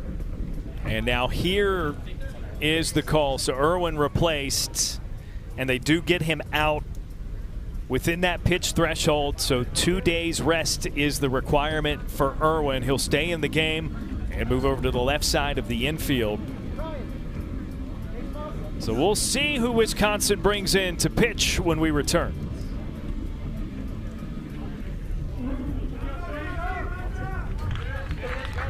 All part of the experience here in Taylor. Pretty cool. Angel Narvaez, 2 for 3, a double and a run scored his last time up. A dangerous hitter. And not a particularly fun first assignment for a new pitcher.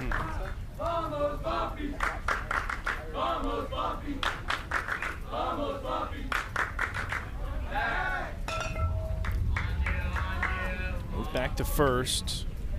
It was a pretty sizey lead for Chastain, but he's not the lead runner.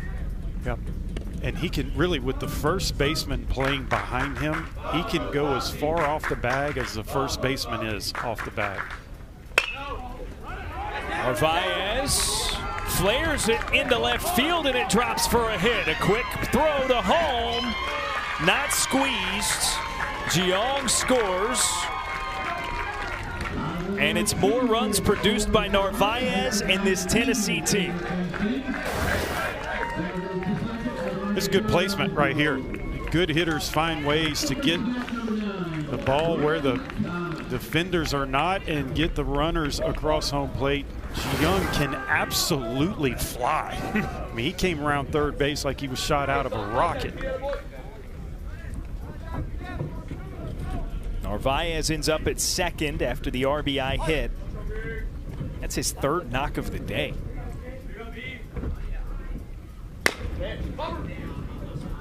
Foul ball in the first pitch. Brennan Thomas has reached all 3 times he's been up.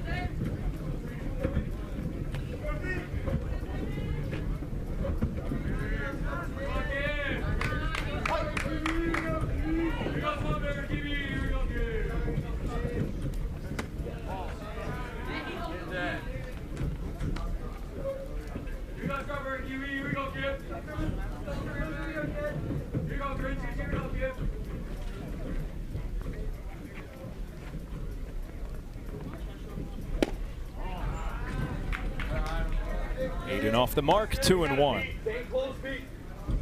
A little too far. Oftentimes, pitchers try to hit spots that far off the plate. You're not even going to get a flinch by the batter.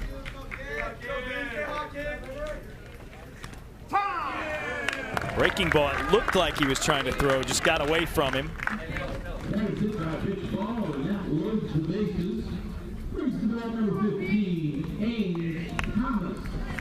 So the hit by pitch loads the bases.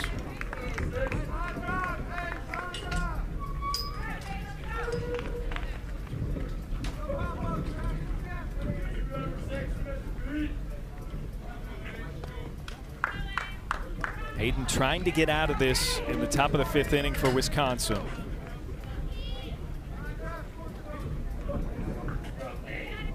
And now Ames / Amos Thomas is the batter.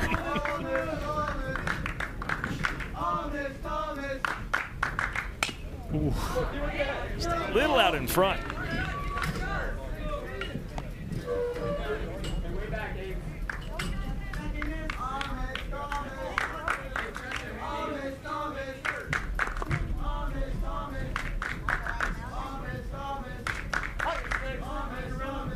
It is funny. It is great. I love it. Watches a breaking ball, now 0-2 to Thomas. You know what's great about that is I guarantee you he doesn't hear a single thing that they're chanting out of that dugout. He is so locked in on the pitcher.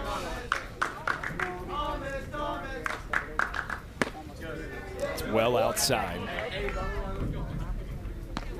Thomas, 2 runs driven in so far in this game. 1 on a sacrifice fly, the other more recently an RBI single.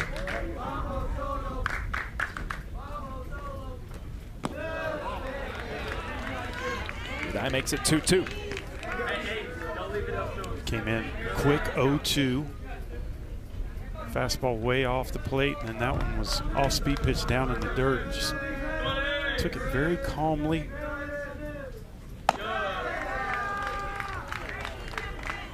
This is a great at-bat because he came in swinging at the first pitch. It was a change-up that he was trying to do serious damage to.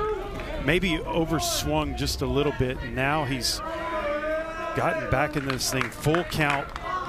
You have to throw a strike right here.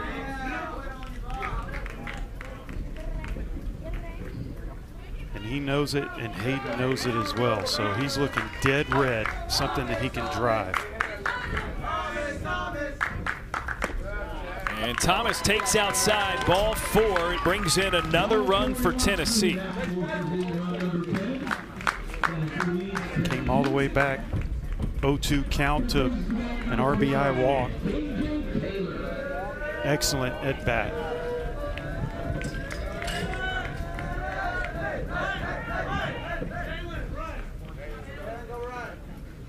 So Thomas, the catcher, heads to first with 2 outs, but it seems like he's going to get a courtesy runner.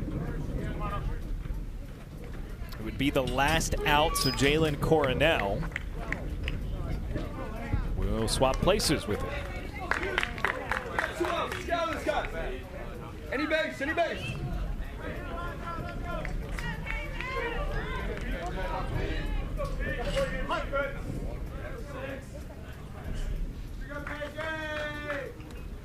KJ Taylor lets it rip on the first.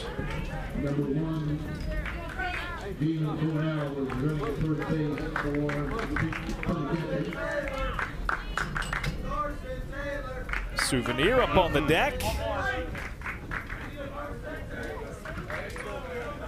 That's not just any regular baseball, right? That's official. Yeah, that is an official Junior League Baseball World Series ball. Can't go to the store and just pick that up on any street corner.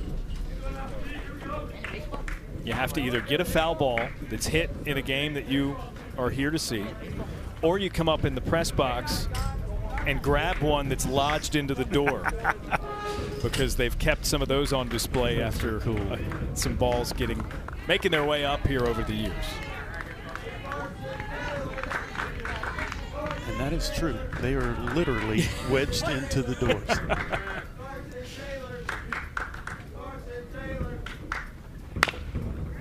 KJ Taylor skips it foul.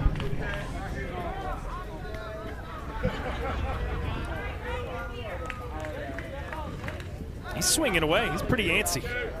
He's feeling it. Bases juiced. First shot of these guys signing a baseball. Do you remember the first time you signed an autograph? A long-time major leaguer. I haven't. Somehow that ball has made its way back to me. Line drive into right field. It's a leadoff single for Tyler Arnold of Wisconsin. Okay, yeah, you got to tell this story. It looks like a second grader. It looks so bad. I have bubble D's on there, but I can't remember how I got it, but it came back. And oftentimes, like, you know that you're washed up when people start sending you your old autograph. Yeah, they're not stuff. keeping it. They're like, this guy's done. Let's send him, his bat is taking up space, so we're sending it back. It's drilled again. Couple of pitches into the frame. Look at this. A couple of base knocks for Wisconsin. But I had an autograph, and as a kid, see right here, this is a great job right here, keeping the hands inside.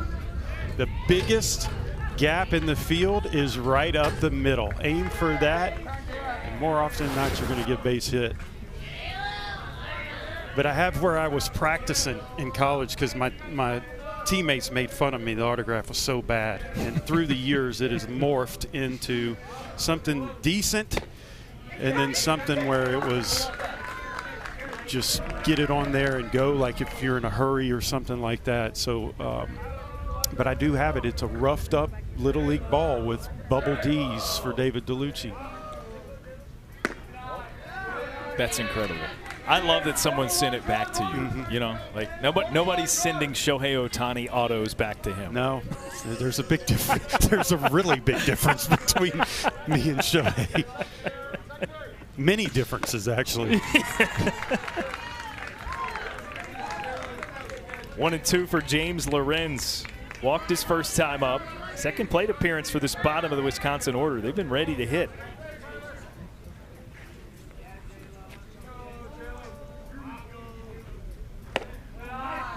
Taken inside 2-2. So how often did you practice?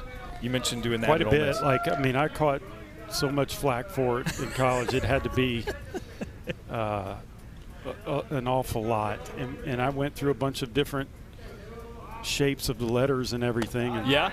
I had to get approval from my teammates. And then it kind of developed through the minor leagues and into what I used in the major league. But hey, look, man, I grew up when I was these guys' age. I never dreamed I was going to play a day in the big leagues. Yeah. So that was the furthest thing from my mind. It was a dream of mine, It's everybody's dream. It's these young players' dreams. But there you go. How about that right so there? Here we go. We got autographs.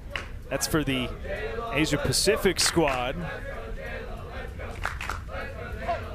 That's a good-looking signature. Not the one that's being signed, but the one underneath it there. Maybe looked like some big bubble Ds. Full count pitch hits Lorenz.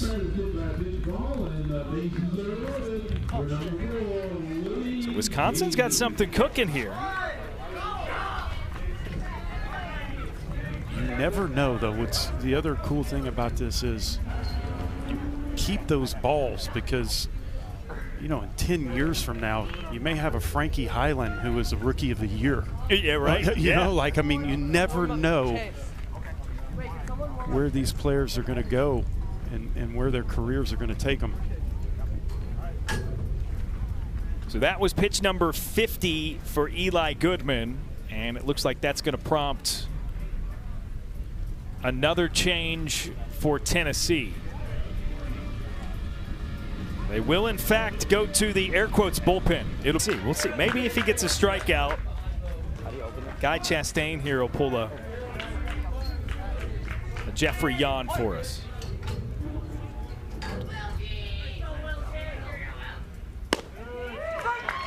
Good looking pitch for the first to Will G. Last batter in the Wisconsin order.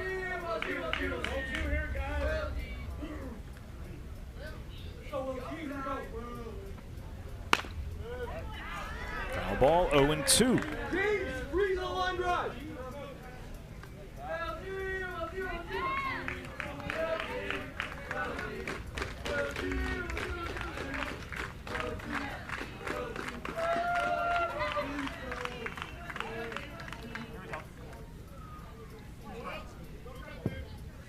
Some quick inventory. Now Chastain with 2 strikes is fouled off. Nice battle. Tough pitch right there to handle. Fastball up in the strike zone. If you have any tilt in that bat head, you're going to come under that and totally miss it. Good job of keeping the barrel above your hands.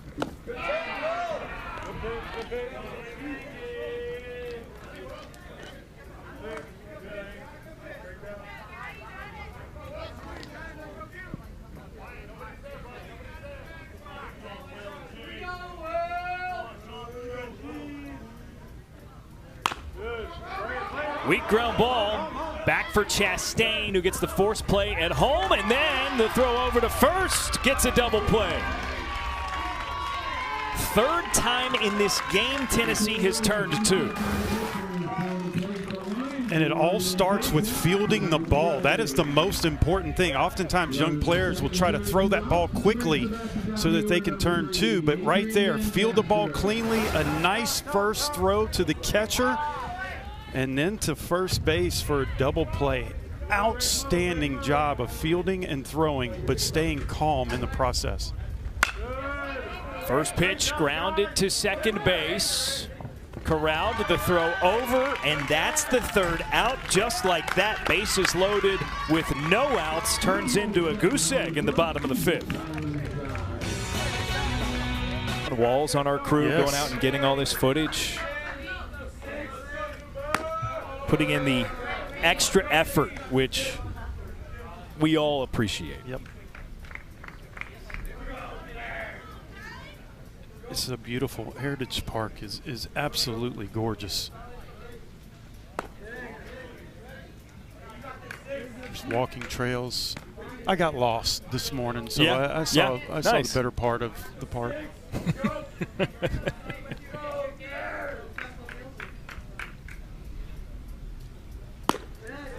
3-0 count to Charlie Newberry, who's reached all 3 times he's been up.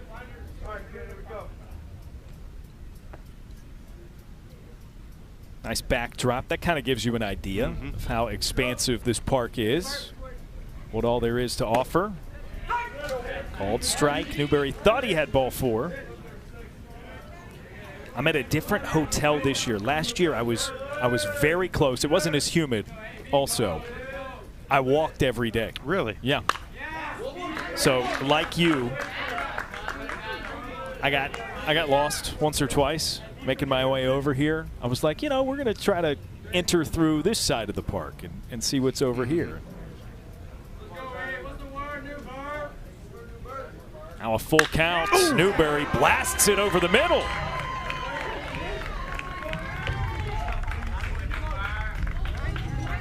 That's squaring up a fastball. Yeah. I mean, he shot it directly back where it came from. Look at this. Just get into your lower half and let her rip.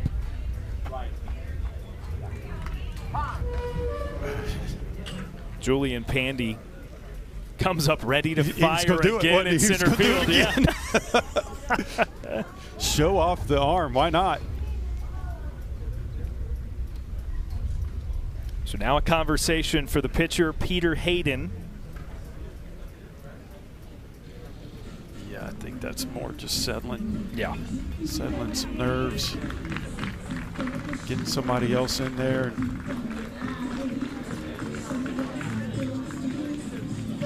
So now it'll be Chase Adam to pitch for Wisconsin. Runner on first. Ball game right now, 10-2 lead, where you want to get some arms in this game because you're going to depend on them later on. Maybe not as important right now, but get them acclimated to pitching at this venue with the pressure of being in the World Series. That way, when you really need him in a tight ball game, he's already been out there and done it. Frankie Highland is the batter for Tennessee with a man on.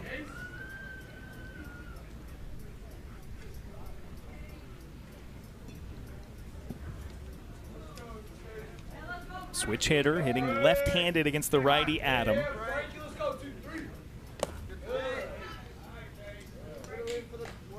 Does he just look hitterish to you when he gets up there? Yep. I'm still trying to figure out his favorites because he's a Pittsburgh Pirates fan, he says. Nico Cavadas, favorite player. Hard on the ground to second base, flipped to short. The quick turn and the throw beats Highland to the bag. Now Wisconsin's got a double play on their ledger. Perfectly executed. Nice job. Gets a good ground ball that can be fielded easily. And pitchers love this, especially with the pitch count in effect right here. Get a perfect ball for the double play. Everything was clean. A nice pick at first base to be able to stretch out, keep your foot on the bag, and concentrate enough to haul that ball in for the second out. You know, that's a great point. Wyatt Gray is not the longest figure of a young man,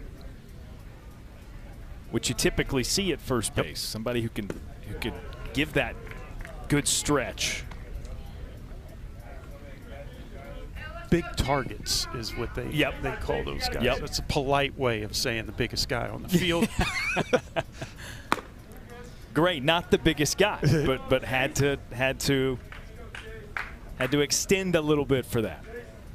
I started my baseball career at first base as a first baseman, and I'm vertically challenged, so I'm not your prototypical first base size. Yeah, we sat down for our open, but had we been standing, you would have been my first partner in a while to not require me to use a box, you know?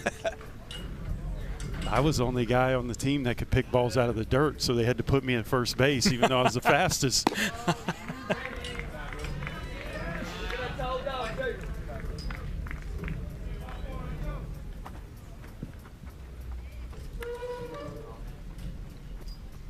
Full count and a quick pause.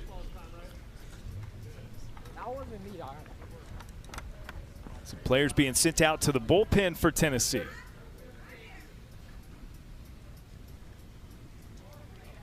Now Adam back at it, up and inside. Ball 4 walks, Eli Goodman. But man, that double play is huge at this point.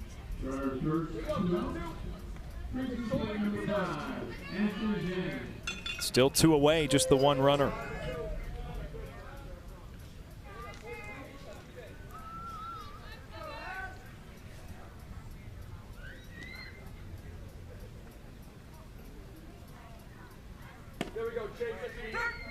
Asher Zhang watches. He's drawn walks each of his last 2 times up.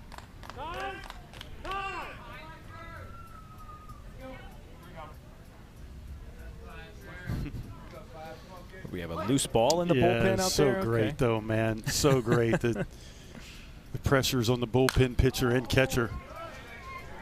Because if that ball gets by you, they're going to have to stop the game, and everybody's going to know if you missed it or you launched one down the line. And if I was the catcher, I would be pointing at the pitcher to make sure that no one thought that I missed the ball. Yeah, right.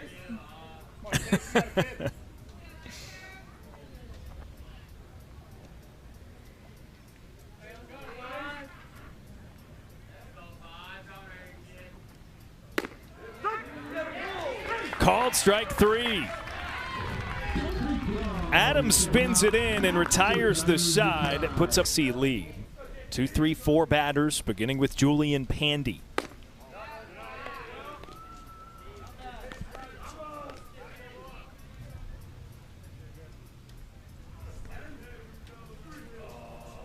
An impressive double his first time up. Now he's got 2-0.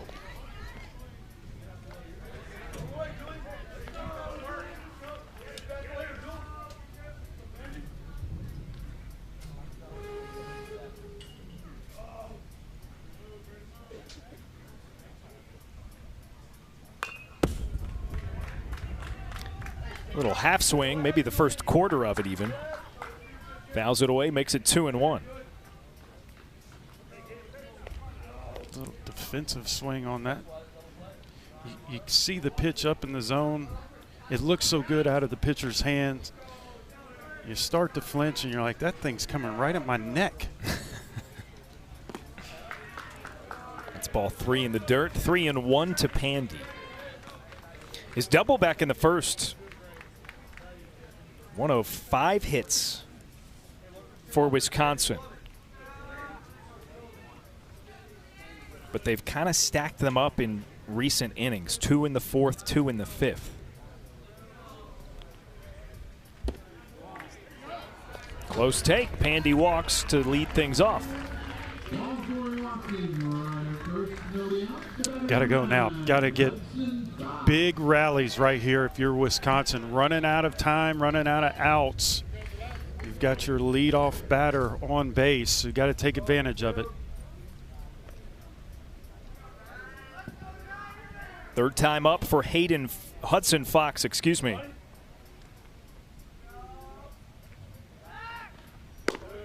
Shows bunt. Pandy goes. The throw well into center field. Though I think Pandy was going to be safe anyway. Yeah, that was a really big jump. And you can see he got up, did a good job of trying to find the ball after it was thrown, but just didn't get far enough for him to be able to take third. No reason to. You don't want to make the first out at third base anyway, so good decision.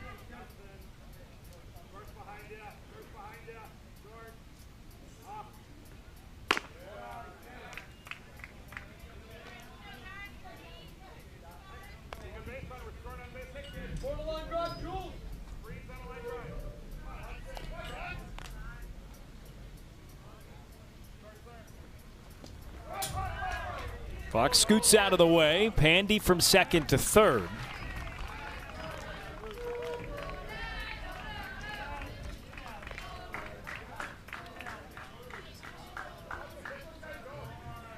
And a visit now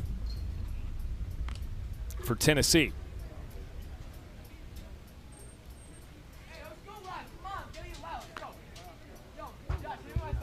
And I would have to guess that this is just more of a settling nerves, just talking it through, taking a deep breather. 14 pitches. Can't imagine the need for a change right here. But at this level, no matter what, no lead is safe. So you want to make sure your pitchers are throwing strikes, your defense is still focused on the game.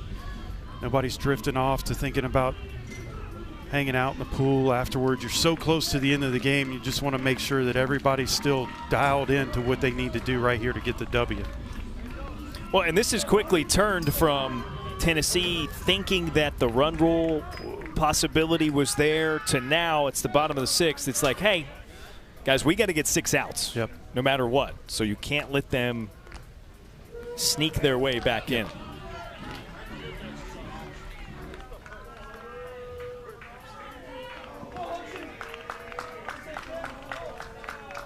Two and one the count for Fox.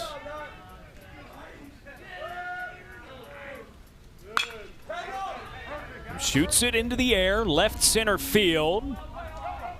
It's pulled in by the left fielder, but the throw is cut off by Chastain on the mound. So successful sacrifice, drives in a run.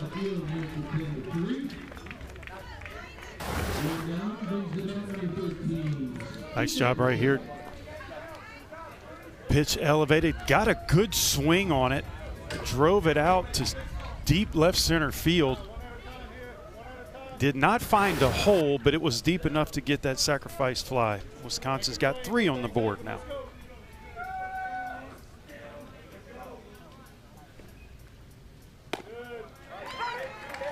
Stu Dickerson with an 0-1.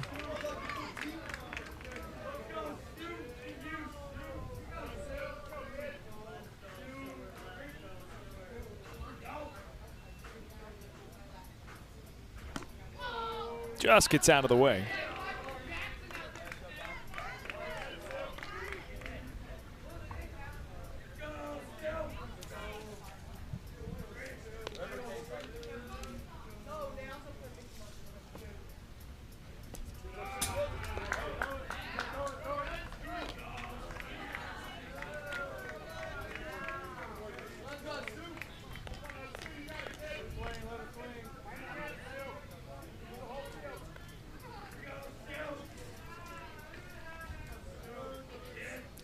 Chastain set, 2-1. Weak grounder left side, scooped up at third, and the throw from Taylor is across for out number 2. Good baseball right there. Just keep pounding the strike zone and get your strikes. Make Wisconsin hit their way back into this ball game. Got good defenders behind you. Nice job. That grass is really thick in the infield, so you got to make sure that you got a good feel on that ball before you throw it to first base. 2 down for Josh Irwin.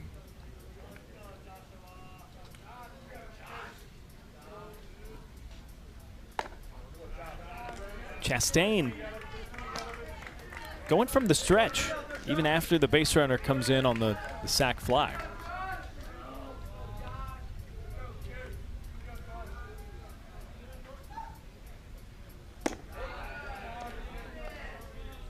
Some guys feel more comfortable because not as much movement as a windup is. They can just get down there, especially relief pitchers. They're used to throwing from that position anyway. Into the air into right field. Foul ground, and Jiang runs out of room. Had a good beat on it, though. That is the only way Jiang doesn't catch a ball in right field is that it has to leave the yard. Hey, that's our same guy up on the deck. Come on. He's reaping the benefits. How about that? He's going to have to change the name on the back of that I was going to say, maybe that's consolation for him. Assuming he's a Tigers fan. Consolation for Tarek Skubal not being a member of that team anymore.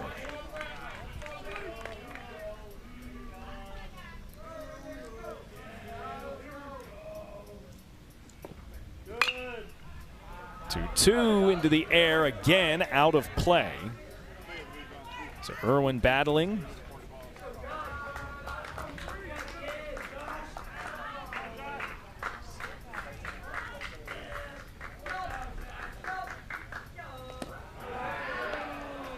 In the dirt for Chastain, full count. Now the ultimate goal here is to get back in this ball game and win the ball game if you're Wisconsin. But you also, toward the end of this, if you don't make a run, you want to get some good consistency with your team for the next game. You want to end this game on a high note, have some momentum in your favor as when you move on. So every one of these batters, they need to go up there and really dial in on having a good quality at bat. That doesn't mean you have to get a hit. It just means you have to have a quality at bat, see the ball as well as possible, put the bat on it, and then carry that over to the next game. Just like that right there. Irwin works an 8-pitch walk.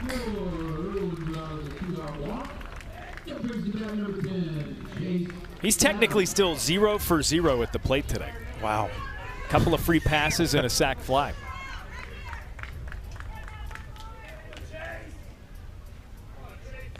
Batting average doesn't go down and your RBI total goes up. Ooh. That's behind to chase Adam. Irwin over to second. That'll wake you up. Oftentimes, batters don't know where to go. They're not used to moving toward the plate on wild pitches like that, so you just freeze. And then it's outside.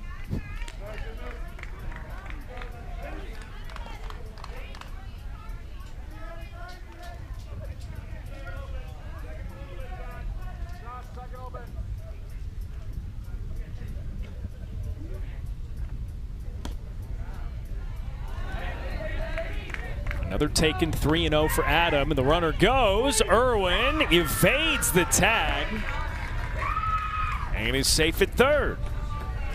Love the heads-up aggressiveness, heads-up base running that Irwin showed, because it just seems like, and you mentioned it, Darren, that everything is just kind of slowed down for Tennessee. It looks like they've lost focus a little bit, just trying to get through the end of this ball game, and Irwin takes advantage of it.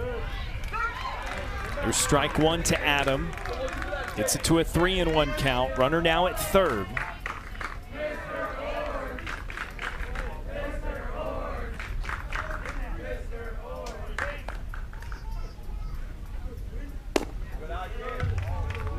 Adam takes.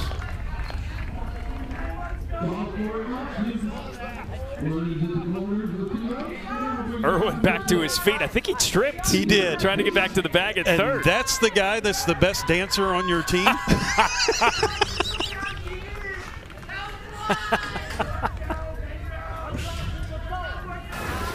There you go. Oh, we got to look at it. Maybe we got to look at it. Oh! Maybe that's a move. That's the 3-step. That's why he's the best dancer.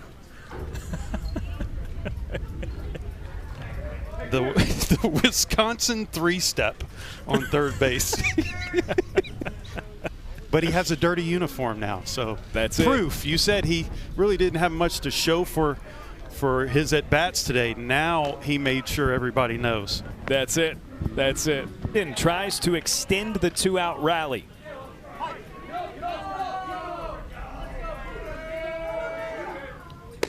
First pitch for Newberry is a called strike. That's Newberry's role right now, is just come in, pound the strike zone. 2 out, 7-run lead. Get that momentum back in your favor, because Wisconsin is starting to chip away a little bit. They're trying to make this a game.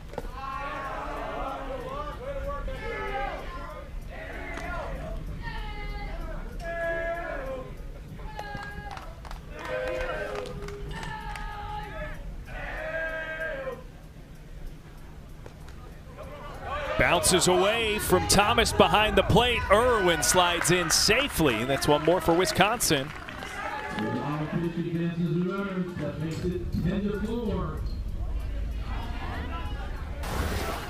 Little by little right here, it's just mistakes like that. And the block was kind of, we've seen some really good blocks, and that looked like that ball kind of kicked out more toward the first base side. So as a catcher, you want to square up to that ball and keep it in front of you.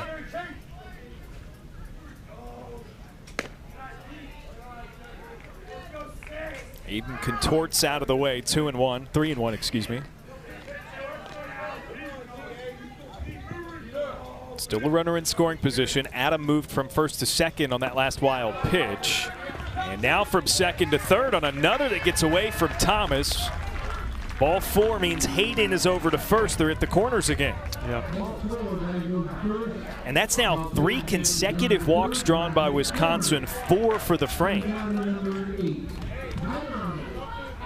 And look, I mean, they're steadily getting back into this ball game. They're now 1 swing away from being down by 3. There's plenty time. And that's the other thing that we see at this level right here is the game is never out of reach. It's never over until you get that last out. And oftentimes the last inning, the last 4 outs are the most difficult that you can get during the course of the game. All of these questionnaires you can read where these teams have had major comebacks in their regionals to get here.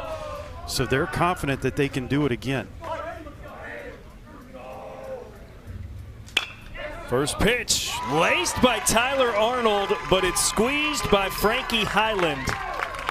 Another great to add some insurance runs in the top of the 7th inning. Wisconsin, meanwhile, down to their final 3 outs if they want to make the comeback. Batters 10, 11, and 1 due up for Tennessee. Couple taken by Guy Chastain, 1-1 his count.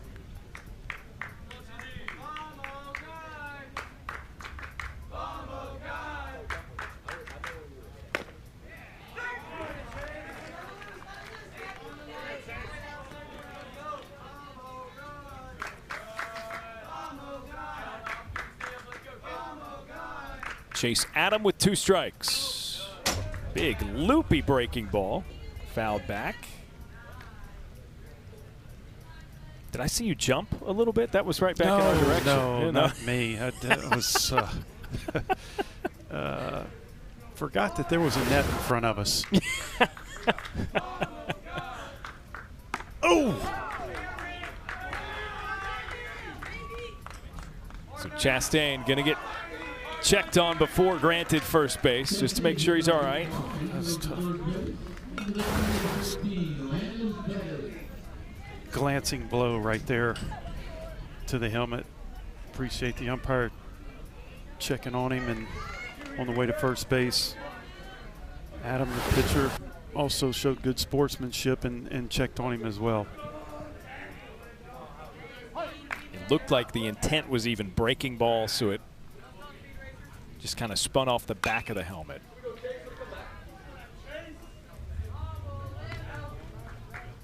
Foul ball, Landon Fettig.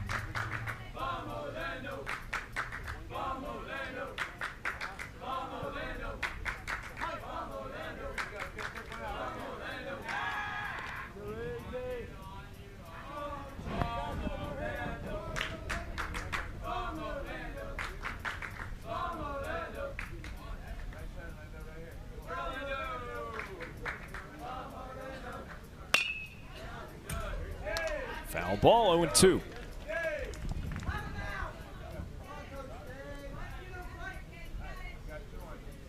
It's been a while since Tennessee has put a runner across the plate. 5th inning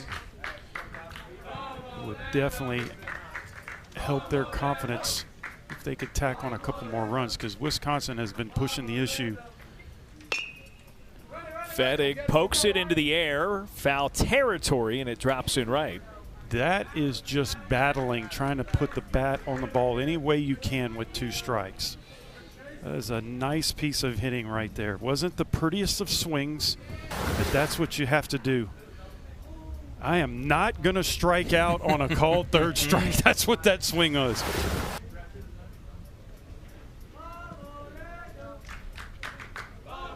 So 0-2.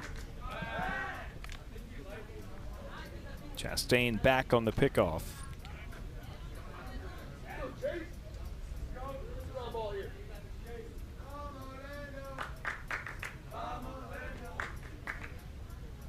So we got to get the pop-up bag placed.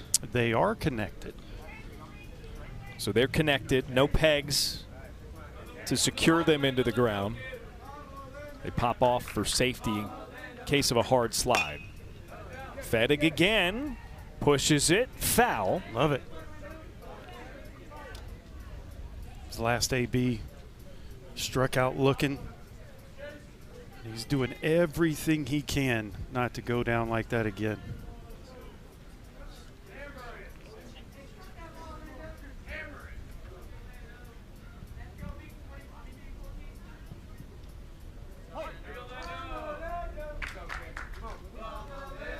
Another 0-2 pitch. Fettig hard on the ground to shortstop. Slow developing, though, as it got through the infield. A chance to run out the double play, and he does.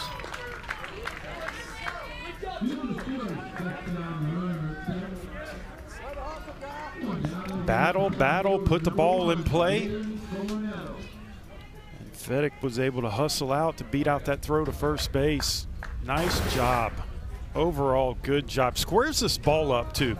It's a good fastball that he can handle. Just the grass is so thick, it just sucked it up. Nice piece. One thing you can control, barely makes it through there. One thing you can control is your effort. And he does an excellent job of getting down to first base as quickly as possible. That'll get it back to the top of the order for Tennessee, and they will see a new pitcher for Wisconsin. So another change on the mound.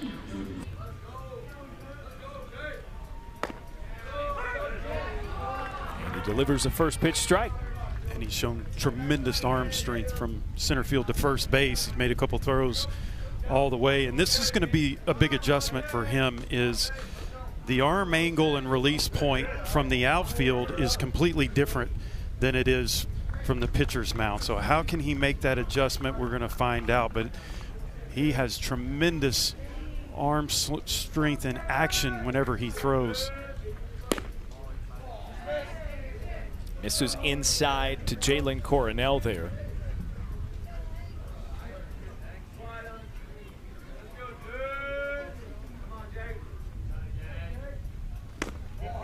Big swing, 2-2. Like that. Power versus power. Cornell saw that fastball and was letting it rip.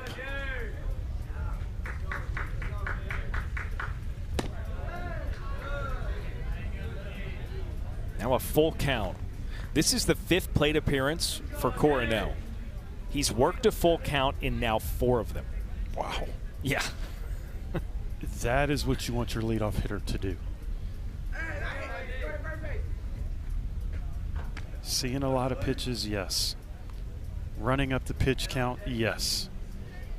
And also getting on base via the hit or however he can. Today it's been 2 hits. He's done it all.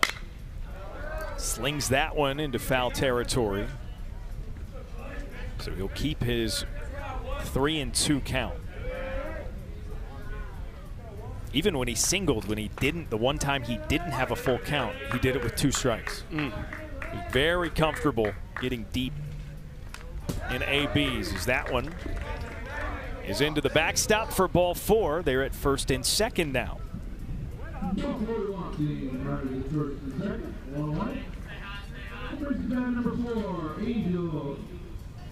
So Coronel reaches for the 3rd time in 5 plate appearances today. Tyler, switch with Hudson. And we're going to get a defensive swap. Love Left and right fielders swapping places. So Narvaez, heavy hitting lefty, heads to the plate. Crushed 2 balls to right field. So Hudson Fox is now the right fielder, whereas he was just in left a moment ago.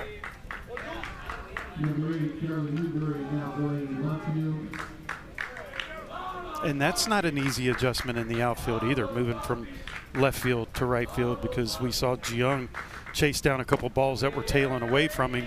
The angles of the ball are going to be completely different in right field as it is in left field. So we had mentioned the versatility of these young players being able to play multiple positions, but you also have to know where the ball is going to travel when it's hit off the bat.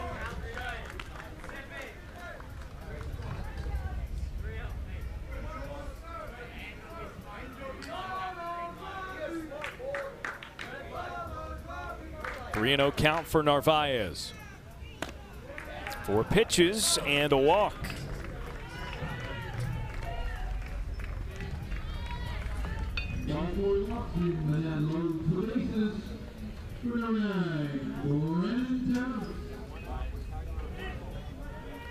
So bases now loaded for Brennan Thomas, and a visit to the mound will ensue. Now, you go back to a right-handed hitter in Thomas. Do we see the left and right fielders swap back? Yeah, maybe. Matter of fact, when the righty walked up to the plate, both field, there they go. They were a step ahead of the coach on that one. They knew what was happening. They just had to wait for the order.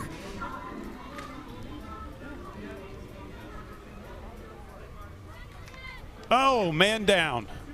Another Wisconsin three-step. Oh, geez, that's it. It's a thing. It's a thing now, the Wisconsin three-step. That's why he's the best dancer. They're all trying to do that move. Yeah. The Wisconsin three-step. It's the new cleats. That's exactly what it is. Oh, yeah. First pitch grooved out to center field, but Adams all over it and hurls it in to keep the runners where they are. Wow, what a throw. Well done all around. Thomas got a really good piece of it. Adam makes a great play. Fastball right down the heart of the plate. And how about this throw? All the way to the pitcher in the air. No one can take the extra base. And again, left and right field have swapped, so we got another left-handed batter in Ames Thomas. No one tripped that time. No one tripped, you're right. They made it safely.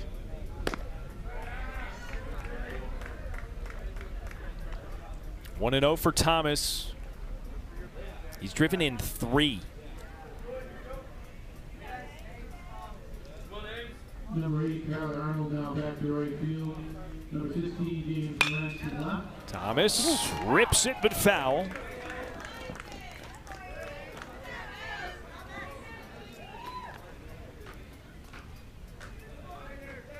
I'll tell you what, one thing that I've noticed about these Tennessee left-handed hitters is if you go down and in on a fastball, they can turn and burn with the best of them.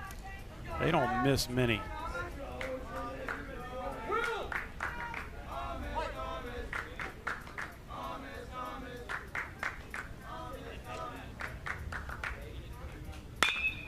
Breaking ball, that one sent into the air. Adam, couple of steps back, reaches above his head and reels in the third out. So the bases are stranded, loaded for Tennessee. They get no runs at the top of the 7th and will look to close it out. The bases, so something they can build off of if this game doesn't go their way. Called strike 0-1 to Wyatt Gray, 1 for 2, singled his last time up. This is that part of the order where last time through for these guys, Tyler Arnold, Wyatt Gray had consecutive hits pretty early in counts. Gray pops it up, and it's pulled in at second base by Eli Goodman.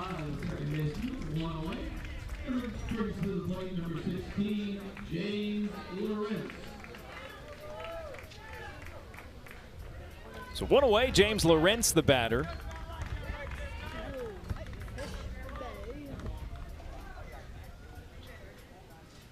He's reached both times he's been up, a walk and was hit by pitch in the 5th.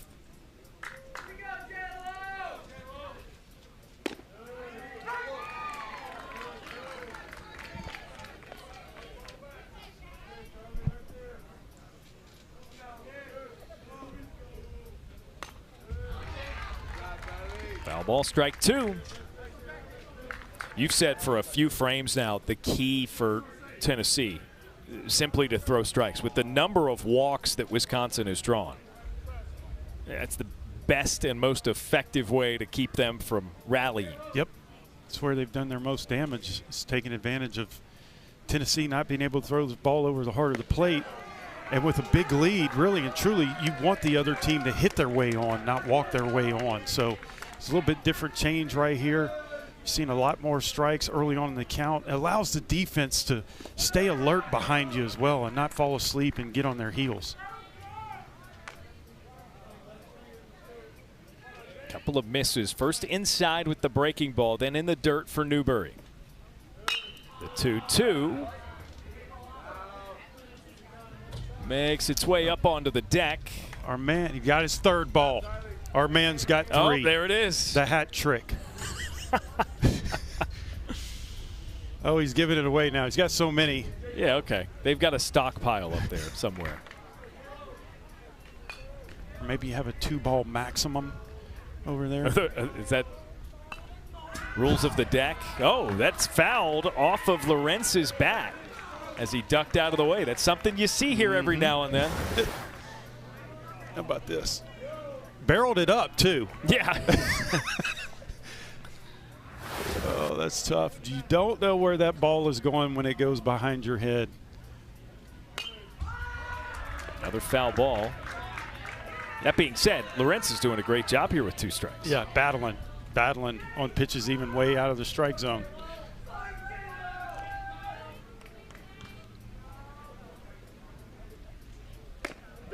Strike 3 taken. And that's 2 away. Oh, it's fastball in, and so he was protecting that inside part of the plate, and that was a perfectly placed fastball just on the outside corner. Had a little bit of cut to it, and it hit that far edge for his strikeout. Wisconsin to their final out. Will G with his 3rd plate appearance. There's another throwback. Bo Jackson. I love that throwback, though. G lines it into right field. A chance to make the play at first, but the throw's off.